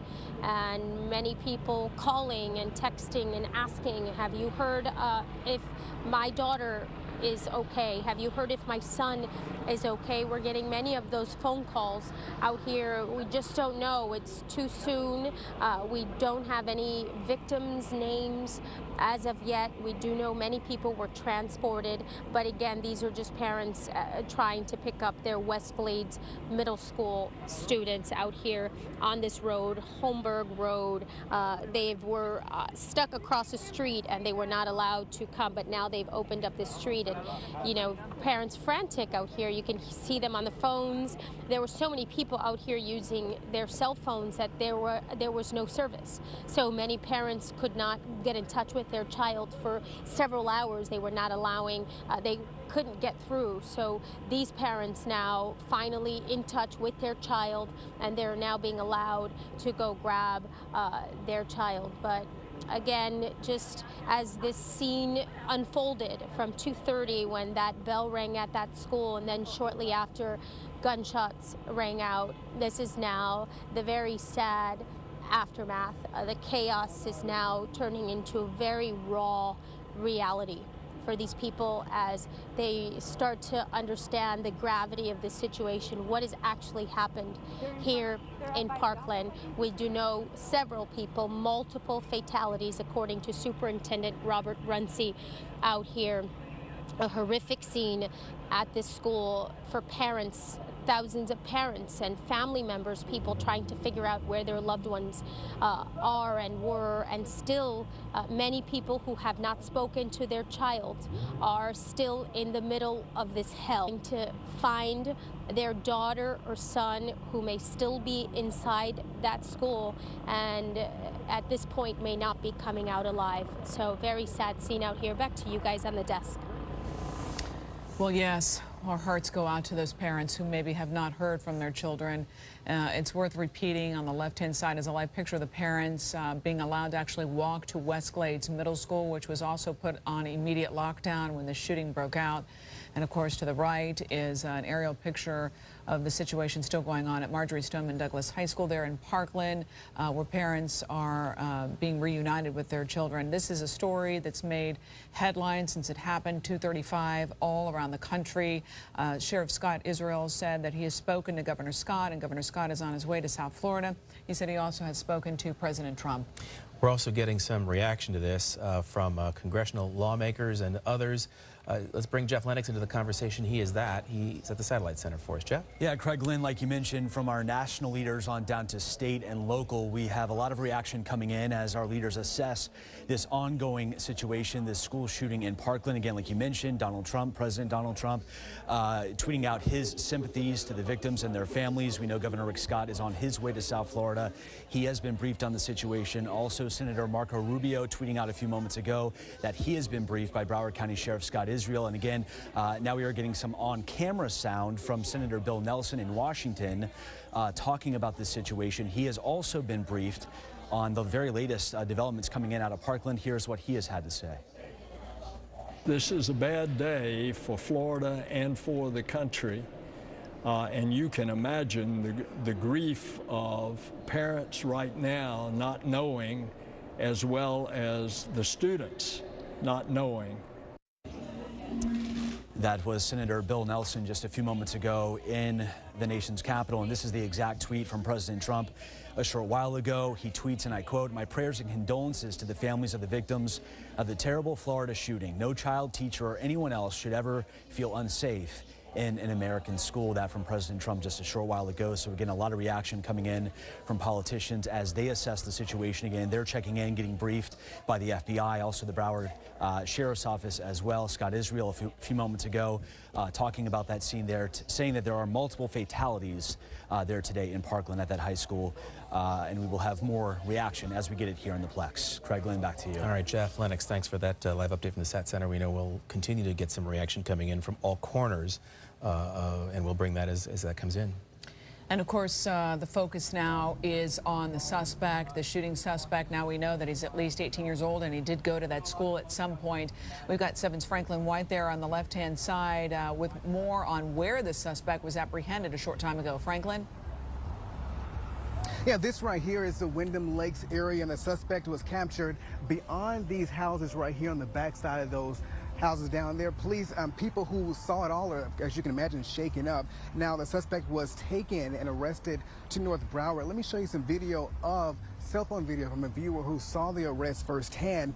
And now he, of course, pulled up to it as it was happening. He caught the video of the suspect being arrested and taken to the ground, the suspect in that maroon shirt. He's telling me the person who shot that video, of course, you can imagine, can't believe this happened in a place he lived. And the question they're wondering is, why was that person, that suspect, here in this community? Does he live here?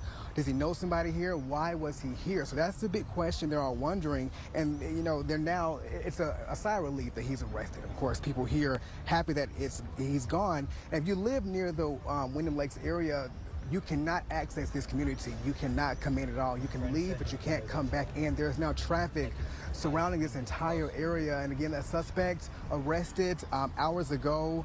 He left, apparently when he left the school, you see, he came here, he was tackled by police. Residents who live in this Wyndham Lakes area saw it firsthand, caught that cell phone video. Let's take you to the person who caught that video and get his reaction. Take a listen. Well, that's scary. That's scary. I mean, definitely, the fact that having a shooting on a community like this one, it is just shocking. Now, when it comes to just being so close to your house, it's like you never really know where and what's going to happen. They were around 10, holding them down and more coming over. They were jumping out of the vehicles, making sure that the guy was down, and of course it was congratulations everyone there for that. They were shaking hands, etc. But there was no any hitting to the guy in the ground. There was no abuse given to the guy. I mean, nothing of that happened. The guy was just scuffed. There was face there, as the video shows. Again, you're hearing him say that police seem to be congratulating each other, happy they caught that suspect. He says it didn't appear that the suspect was hurt, and it didn't appear that he tried to resist police. Again, that suspect arrested here in the Wyndham Lakes area in Coral Springs. Again, didn't seem to be hurt, but he was taken to Broward North in an ambulance. Residents who, of course, as you can imagine, not believing that this is where that person was arrested. We'll try to get you more sound and more reaction from folks who live here. For now, that's it live in Coral Springs. Franklin White, 7 News. Franklin, thank you. All right, here we go now at another live picture of an aerial picture of the school, which still very much is in chaos, and it bears worth repeating to parents who want to be reunited with their child.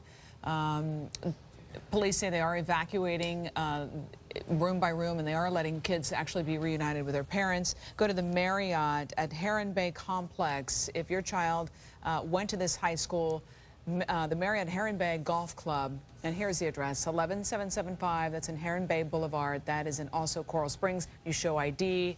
If your child is available, you get reunited with your child, your student who went to this high school. And West Glade, which also had been on a lockdown, those parents can go out to that area, and the process of reuniting with their kids, as Vanessa Medina showed us, is happening as we speak. So, and again, just to be clear, the sheriff, as far as they know at this point, the buildings have been evacuated. The kids are outside, they're being reunited with their families. But what they are doing, what law enforcement is doing, is that canvas of the campus, room by room, restroom by restroom, broom closets, anywhere where someone might still be hiding, or heaven forbid if somebody was wounded in such a way that they can't move on their own. So that is why they continue their efforts with these school buildings themselves.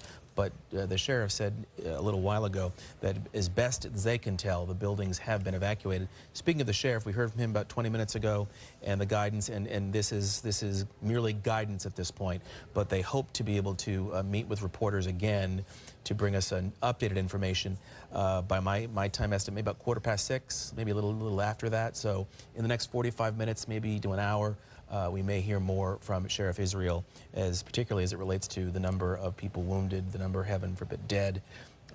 Newer information coming from the sheriff's office coming up. And of course, once this chaos is cleared and everyone is reunited and the investigation begins, the question next will be, when it comes to the students, where will they attend school? When will life get back to normal? Will the school will actually be in use? Will these kids continue the rest of their school year in another location?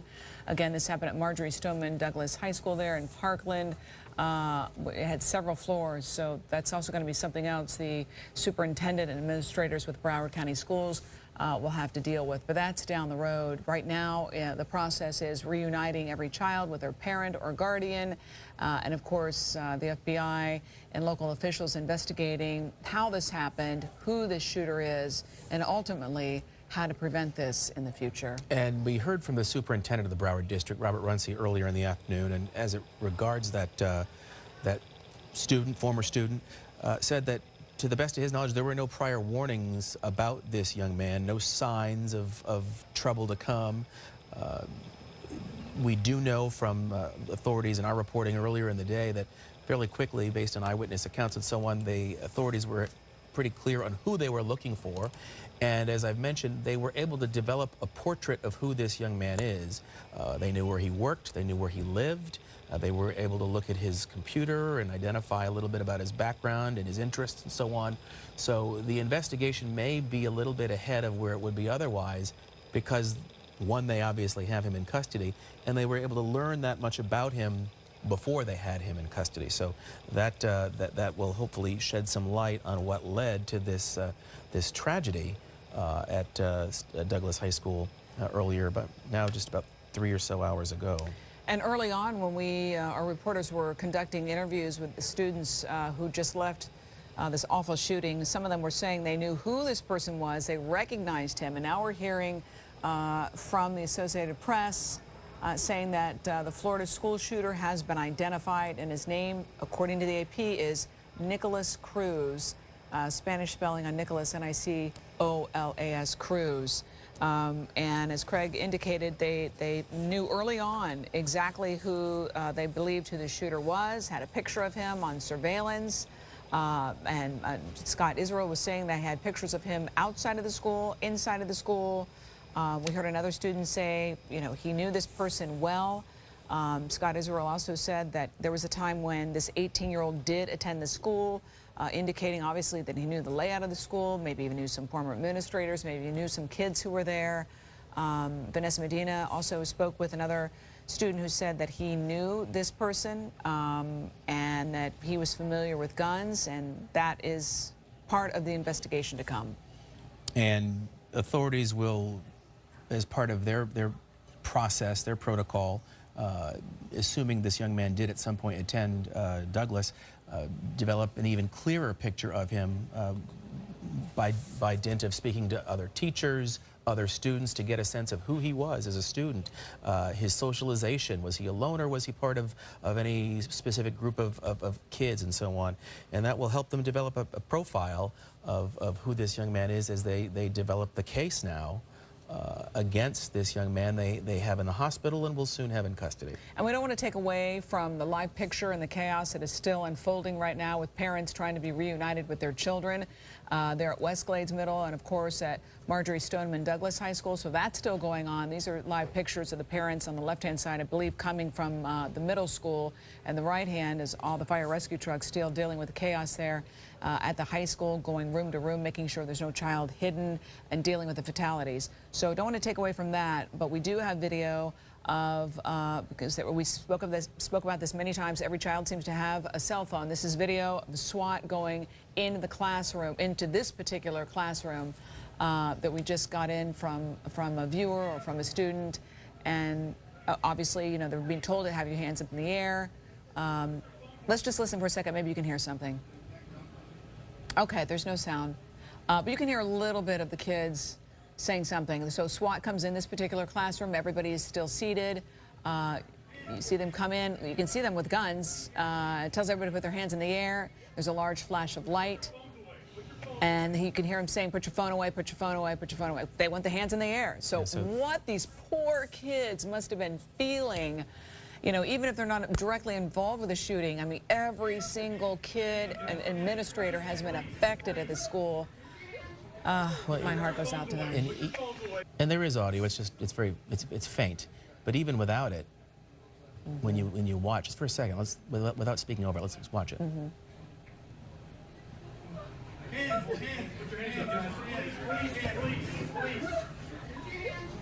Oh, the poor kid's hands are shaking.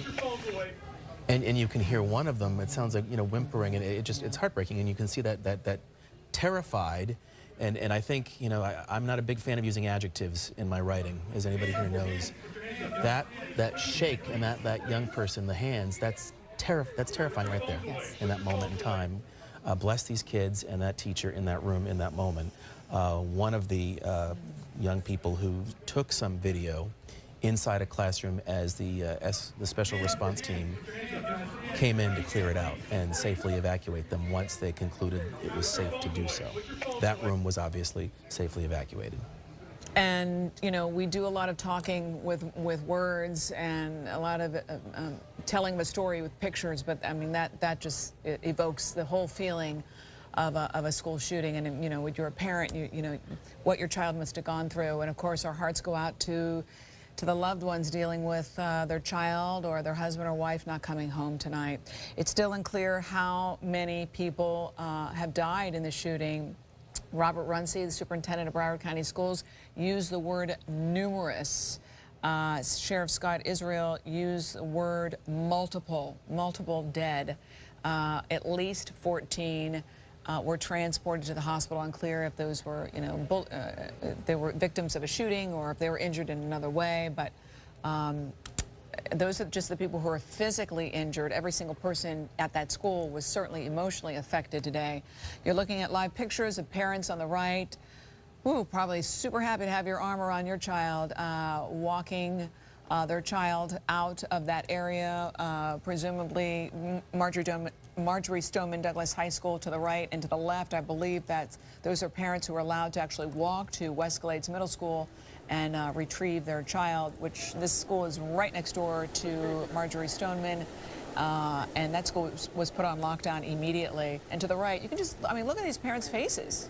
I mean, you know, it brings me chills. And these kids who, you know, when we interview them, they're very stoic, very matter-of-fact, but, you know, it's going to take time to process it. And we heard a soundbite from one particular student a short time ago say, yeah, there was a you know, a loud noise, and we opened up the door, and there are bodies everywhere. That's pretty much how he said it. So it's going to take time to process exactly what happened. And you see this little girl holding on to her mom very tight. Unclear if she went to West Glades Middle or maybe she's just, you know, there with her mom, who has a student at one of the schools. So parents are still working on being reunited with their children. Again, this bears repeating, you know, numerous times. Deadliest school shooting in the history of Broward County. Parents really putting their arms tightly around their students tonight and their kids. You talk about something that this will obviously be something that's relevant in the next couple of weeks, but when students will go back to school, they will offer grief counseling services for the students, for anybody really, to talk about this and to find a way to try to cope moving forward. That's something we'll watch for soon. Let's interrupt Craig real quick. This is Vanessa Medina interviewing a child. Let's listen. My friend just heard these gunshots. We think it's fireworks, but we weren't sure until our coaches told us that they were gunshots. Okay, so what's your first name again? Connor. Connor is a student at West Glades Middle, and you could clearly hear these gunshots. Yeah, I can clearly hear them. It sounded about 10 of them. And what did they tell you to do? Where did you go? They told us to hide with them, and we hid there for about 10 minutes until we saw that there was someone that and they said that there was somebody being closer, so we had to move into the PE locker room. So. And then you stayed in the PE locker room for how long? About 2.5 hours, something like that. Did you know anything that was happening outside? We were watching the live broadcast and stuff. That's all we knew. They all have phones, so they were well in tune with what was going on the outside. Now, Mom, I spoke to you earlier when you didn't know where Connor was and you were just so terrified. Tell me the feeling seeing your son. He's okay tonight. Like I said, it's a sigh of relief. I'm so glad that he is okay. I mean, I'm sure we are all feeling a sigh of relief tonight, but you know, my hearts and prayers go out to those high school students and faculty members that didn't make it, and let's all say a prayer for their families tonight. Absolutely, and this little guy you were worried for your brother too, huh? How worried were you today? I was very worried, and actually I was super worried because, like, my brother, he was in school and he heard, like, very bad gunshots in PE.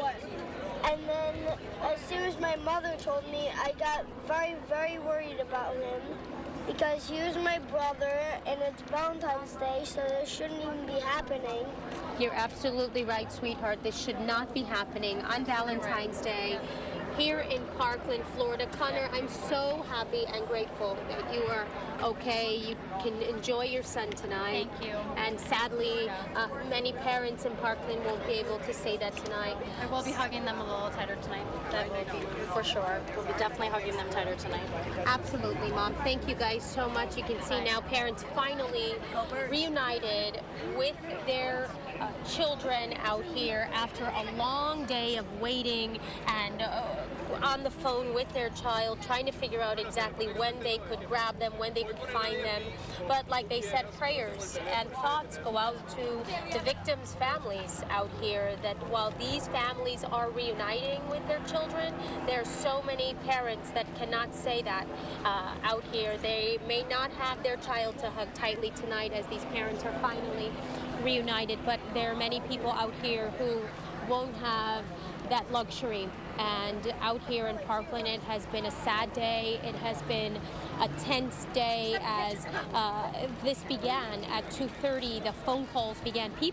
Parents at work getting phone calls from their children saying, Dad, or Mom, I'm at school and I think there's a shooter and I heard gunshots, and all of a sudden the phone went dead. Some parents, I'm being told, I spoke to one who still has not heard from her daughter, and trying to find out information.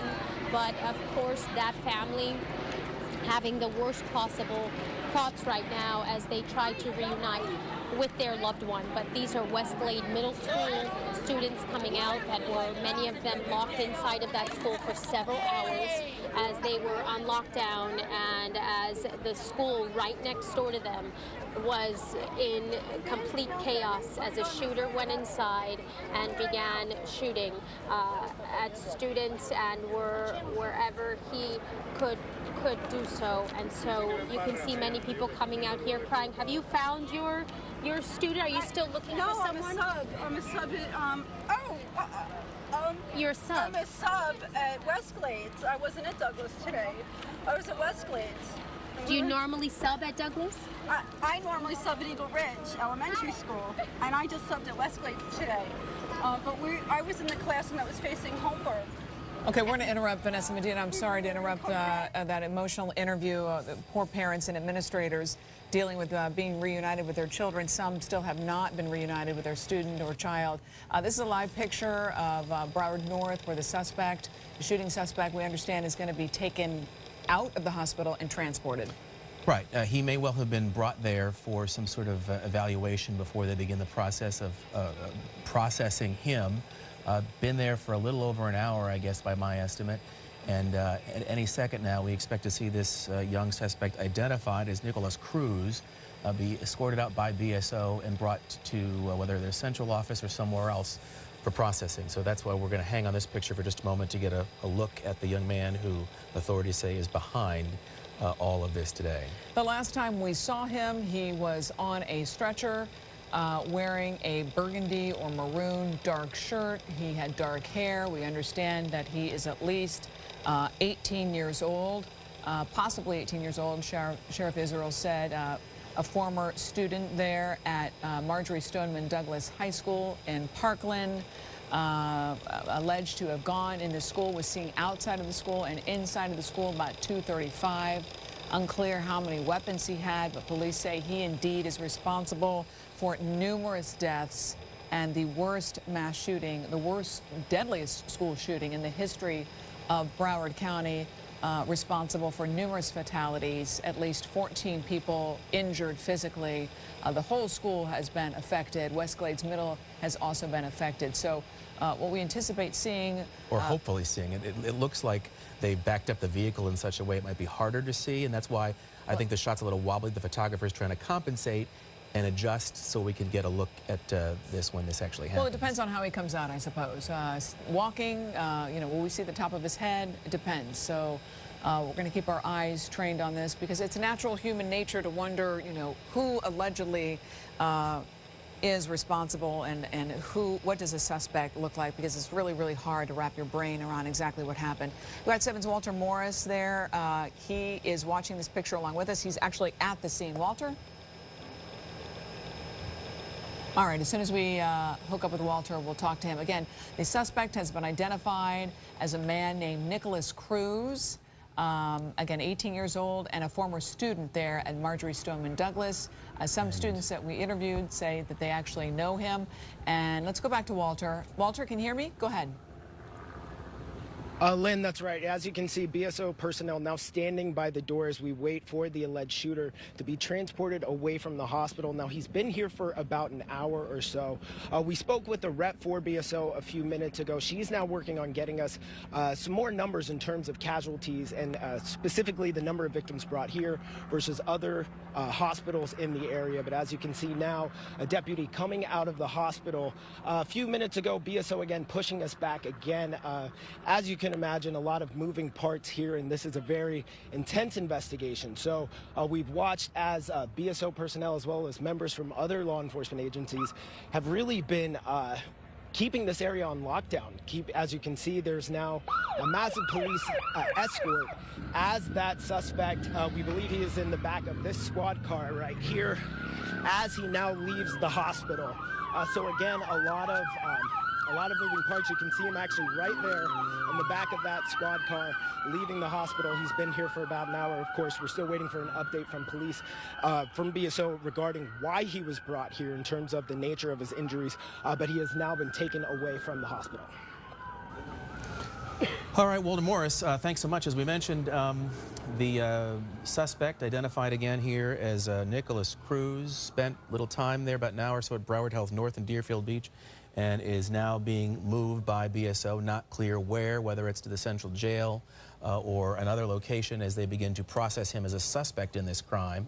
But that is happening now, and we have reporters on that too. So as we learn more about that aspect of the story, of course, we'll bring you up to date on that. All right, we've got a clear picture of what's still going on there at Marjorie Stoneman Douglas High School there in Parkland. We saw a few minutes ago a lot of the kids coming from the middle school, West Glades Middle School, being reunited with their parents, and actually some from the high school. And it was so interesting to see. I mean, the poor parents' faces were just filled with worry, even though they were reunited with their children. And we saw some kids smiling, and it just must have been a release, because, I mean, what an awful, stressful, and that's an understatement, day for them. Let's go to Vanessa Medina, who's got some parents behind her and some students. Vanessa? Well, Lynn, Alex here was actually inside of a classroom when the gunman walked past her classroom, and she says she heard the gunshots, and she's telling us that her teacher did not make it out. What happened, Alex? So we heard our fire alarm for the second time that day, which was weird, and we left the classroom, which he locked the door so we could leave. And when people were halfway down the stairwell, it just stopped. The alarm stopped. And we heard gunshots coming from the first floor, the second floor, and people were running upstairs, even from the second floor. And we all got upstairs and into our classrooms. And when he tried to unlock the door, me and a couple other people ran in, and as he was closing the door, he was actually shot and killed right there. And the door was left open the whole time, so as he walked by, the door was open. He could have walked in at any time, and we just had to be as quiet as possible. Where did you run when that happened, Alex? You had to have been so terrified. Yeah, I ran. I was waiting for my teacher to open the door, and after that, I just bolted into our same classroom, and we all hid in the corner, and that was it.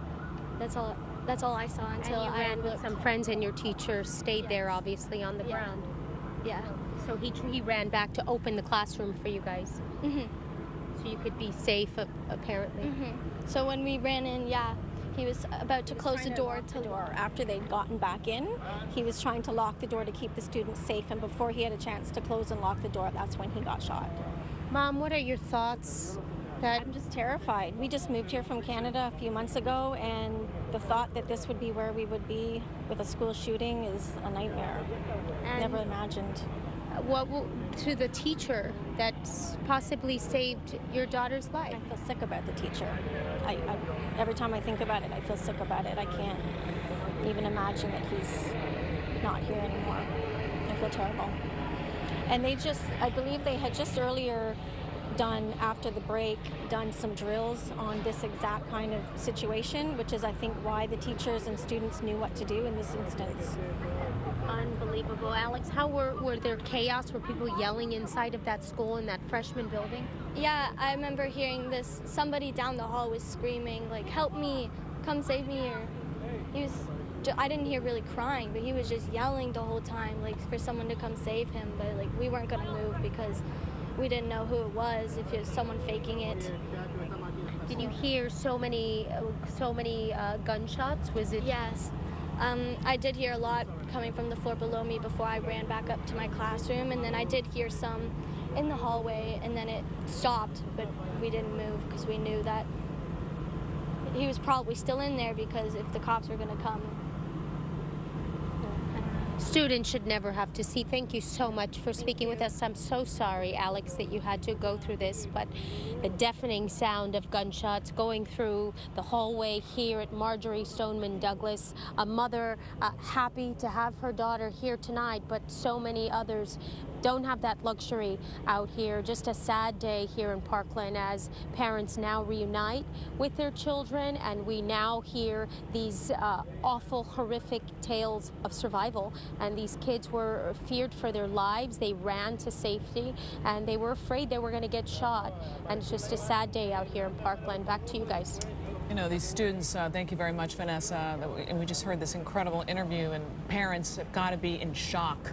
The way she described the facts, the student described the facts of seeing her teacher killed. You know, there's a blank look in her face, and she's one of dozens and dozens and dozens of students who are going to be processing this probably for the rest of their lives, certainly affected for the rest of their lives, but have to let this soak in. It's a lot to put your mind around, especially for, I don't know how old she is, maybe 16, you know. That's a young person, yeah. That's a lot.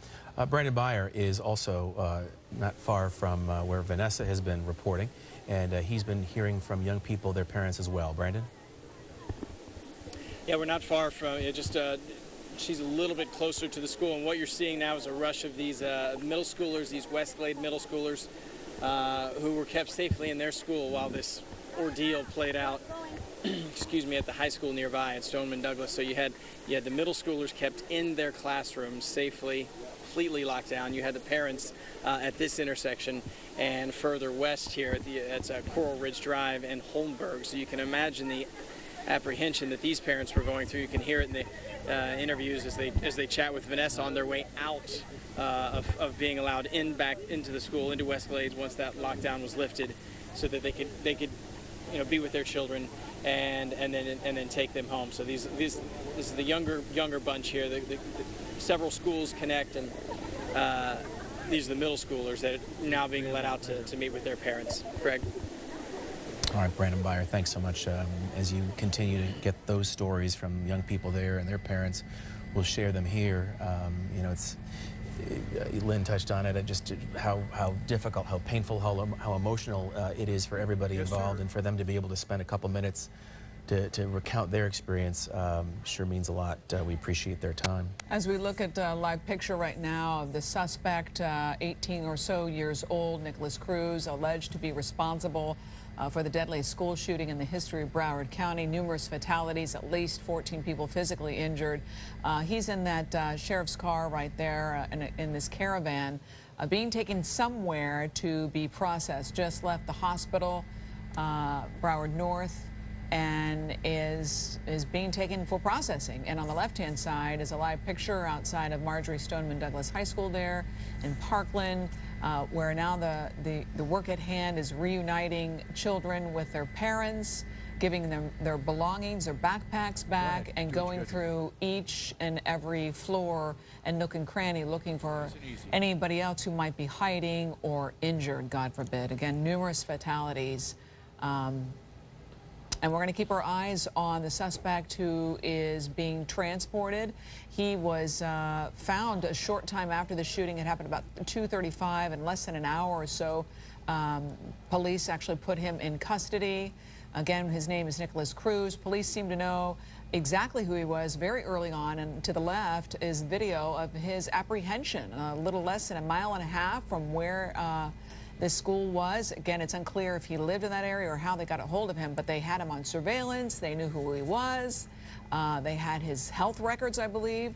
And Sheriff Israel said that he was arrested without incident, but for whatever reason, they called paramedics, and Pompano Beach Fire Rescue took him to the hospital for a short amount of time. I think it was less than an hour, Craig, and now he's in a police car. And we are going to follow that caravan, if you will, to see where it heads as it looks to be south on I-95. We'll keep an eye on where they are going as we also continue to keep an eye on the effort to reunite young people and their parents, happening at 2 locations principally.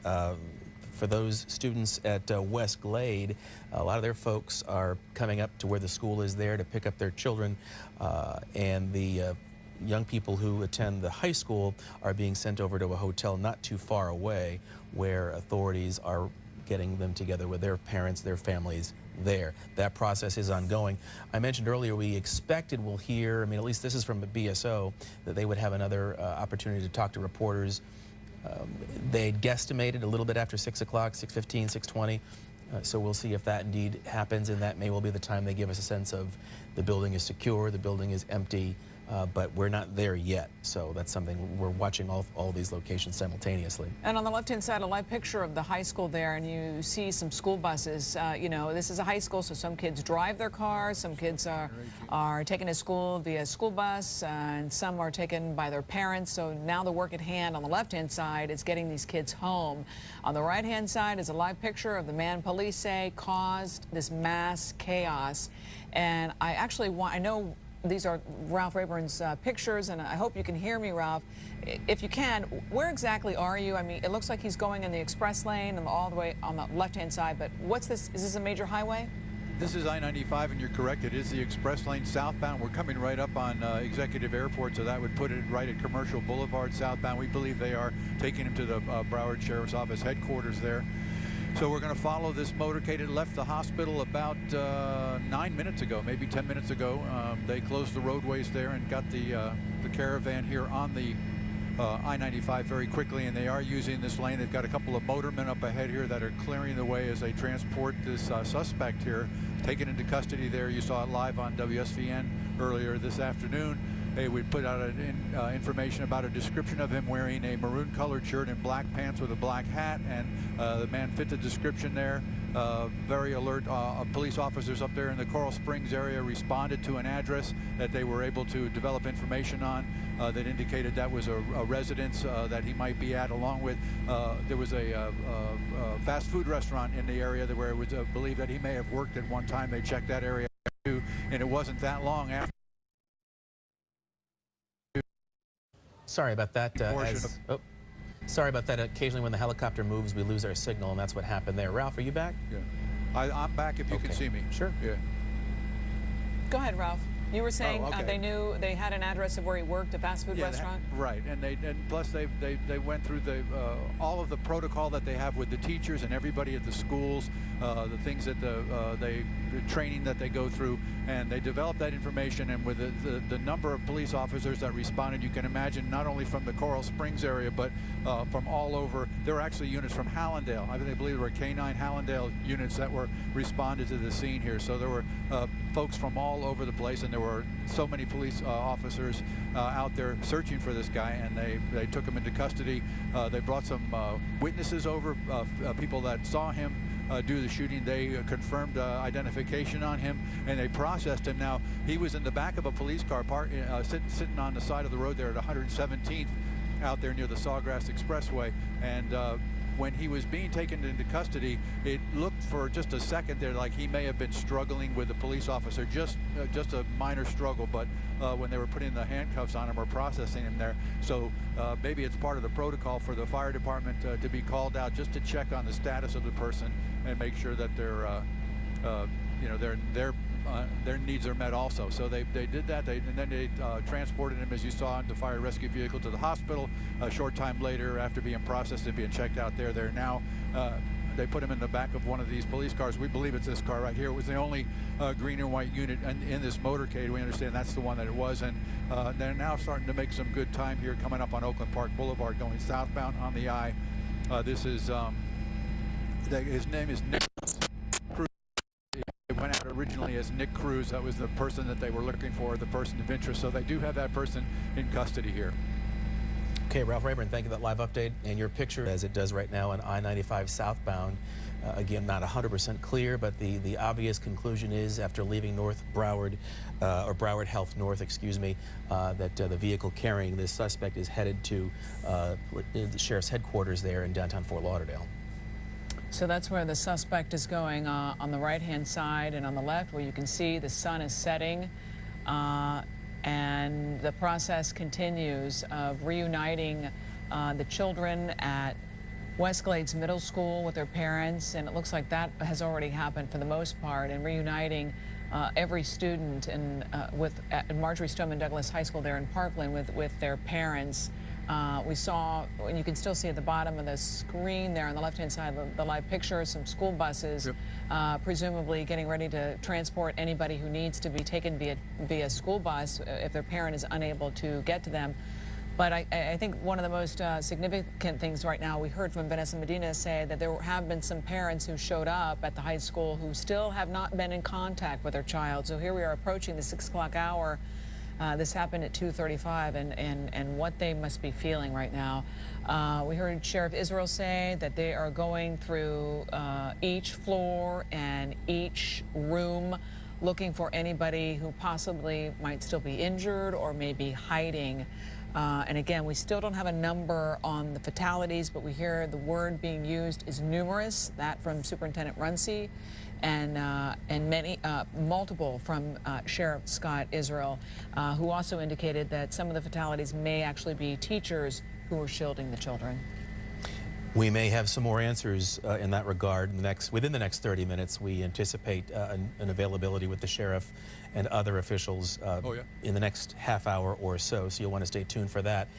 As we come in on the 6 o'clock hour, if you're tuning in, this is our 7 News live coverage of this mass shooting at Marjorie Stoneman Douglas High School in Parkland today, where multiple people have been wounded. There are dead as well. A suspect is in custody. As you see the caravan on the right-hand side of the screen, there is a sheriff's vehicle carrying that young man, identified as Nicholas Cruz, said to be perhaps 18 years old, not 100% clear on his age. After spending some time to be examined at the hospital, en route, we presume right now, to the sheriff's office near downtown Fort Lauderdale. You know, we did hear an interview with a teacher via cell phone a short time ago who said just 6 weeks ago they practiced for this exact thing, for a school shooting, and she said that because of that practice, she believes they were able to handle it better. And as this unfolds, we'll be able to hear exactly what that means. We're also hearing from CNN that this high school, Marjorie Stoneman Douglas High School, the scene of this awful shooting today, a deadly school shooting in the history of Broward County, which is in Parkland. Parkland was voted Florida's safest city last year. And we heard interviews from Vanessa Medina, parents saying, well, we never thought it would happen here, voted the safest city last year. And we've seen with these shootings over the years, it really doesn't matter where you live. Right. We are all vulnerable. I think sometimes there's a tendency to confuse the issue there. FBI crime stats might say it's the safest city in terms of car break-ins, burglaries, home break-ins, so on. But as we've seen time and again, this type of thing can happen anywhere.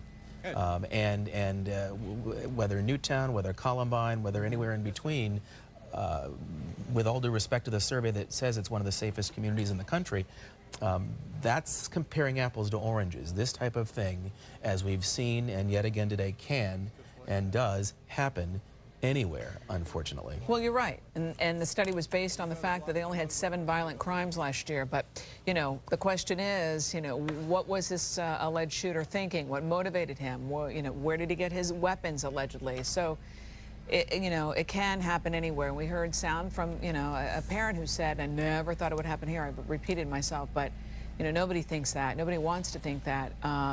Robert Runcie, superintendent of Broward County Schools, was asked, what do you tell parents who are scared to send their kids to school? And he said, we can't live in fear. Nobody really has an answer. But it happened today, and it happened at Marjorie Stoneman Douglas High School around 2:35. Again, to the right is a picture of the suspect in a police car. Looks as though they're exiting I-95. Is this, Ralph, are they heading to the Cochran building or to downtown to the jail? What would you suspect here? Ralph Rayburn? Ralph, you there? Okay, well, it looks as though they're getting off there off I-95, and if they head west, it's to the Ron Cochran building where the sheriff's office is located. If they head east, it would presumably be downtown like toward the jail, the Broward County Jail. But Ralph might be able to tell us, since he's just above. It looks as though if they're heading west, that they're heading to the Cochran building there. We'll find out very soon. All right. We'll talk to Ralph in just a few minutes. Again, on the left-hand side is a live picture as well of the aftermath of this school. I had it turned off. I'm back. That's all right, Ralph. So Craig just asked a great question. Are they going east or west to the Cochran building or to the jail, do you think? They've just gotten off the I there. They're going to be pulling in here to the parking lot of the Broward Sheriff's Office main facility. As we had indicated a little earlier, we thought that might be where they're going, and right now it looks like that's going to be the case there. You see the cell phone tower that's adjacent to their building. I'll bring the camera back out here real quick and show you. That's the Broward Sheriff's Office right there. And they're going to be coming around the corner here, so we'll hang here. Well, they're going to be coming in on the other side. I'm going to get my pilot, Joe. Well, let me see where they go. Let me see where they go. They're going to be coming around our side. We thought they'd be coming to, there's a Sally Port. That's an entranceway where they bring prisoners for processing through. Here on the west side of the building there, you saw the flag, American flag there flying out in front of the Broward Sheriff's Office, and they're going to be, as we said earlier, escorted here by a police motorcade that brought them down here, cleared the highway there on I-95 from that drive all the way down from the Parkland area here off of the Sawgrass Expressway now, and they're pulling in, and we'll continue to provide the pictures. Ralph, thank you. All right, we'll stay with those live pictures from you and, of course, from the scene. And, you know, it bears worth mentioning, we heard sound from one of the students who, I believe Vanessa was interviewing her, who said she heard what sounded like the gunman going floor to floor and didn't hear a lot of screaming, but heard some yelling floor to floor. So, you know, that picture is going to be painted with more detail as the days go on. But we know a little bit about the suspect. Again, you see his name at the bottom of your picture here, Nicholas Cruz. He's 18 years old. He used to go to this school, Marjorie Stoneman Douglas High School there in Parkland. Police knew exactly where he lived. They knew what he looked like. He was on surveillance. He was seen outside of the school. He was seen inside of the school. So presumably he knew the school. What motivated him? I mean, that's the million-dollar question. We do know that there are multiple fatalities. And I will, all right, well, I'm going to caution before the producer has given me a number they want us to use here, that numbers are going to change. And what we report to you right now is coming from another news organization, but be mindful it may be different when we get the official word within the next 30 or so minutes from the sheriff's office. But with that in mind, we do have an agreement. We work with CNN and we report their material. And based on their reporting right now at CNN, 16 people are dead as a result of this mass shooting at the Marjorie Stoneman Douglas High School in Parkland today. Yeah. Well, that number would certainly explain the look on Superintendent Robert Runce's face. He almost seemed emotional when he was talking about the words numerous fatalities, and Sheriff Israel as well. You're looking at a live picture of the suspect accused of this mass shooting getting out of the sheriff's patrol car, being walked into the jail. It looks like he is in a hospital gown. He was taken to the hospital for an hour or so. He's cuffed. It looks like he's shackled as well, and he's going to be processed. Nicholas Cruz is his name, according to authorities.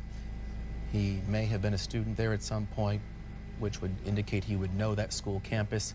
He perhaps would have gone through the types of drills that students go through for this type of event, so he would know, theoretically, where students, where they're supposed to hide or where the doors lock, or he would have a familiarity which, for someone with nefarious intentions, would be able to use to their advantage.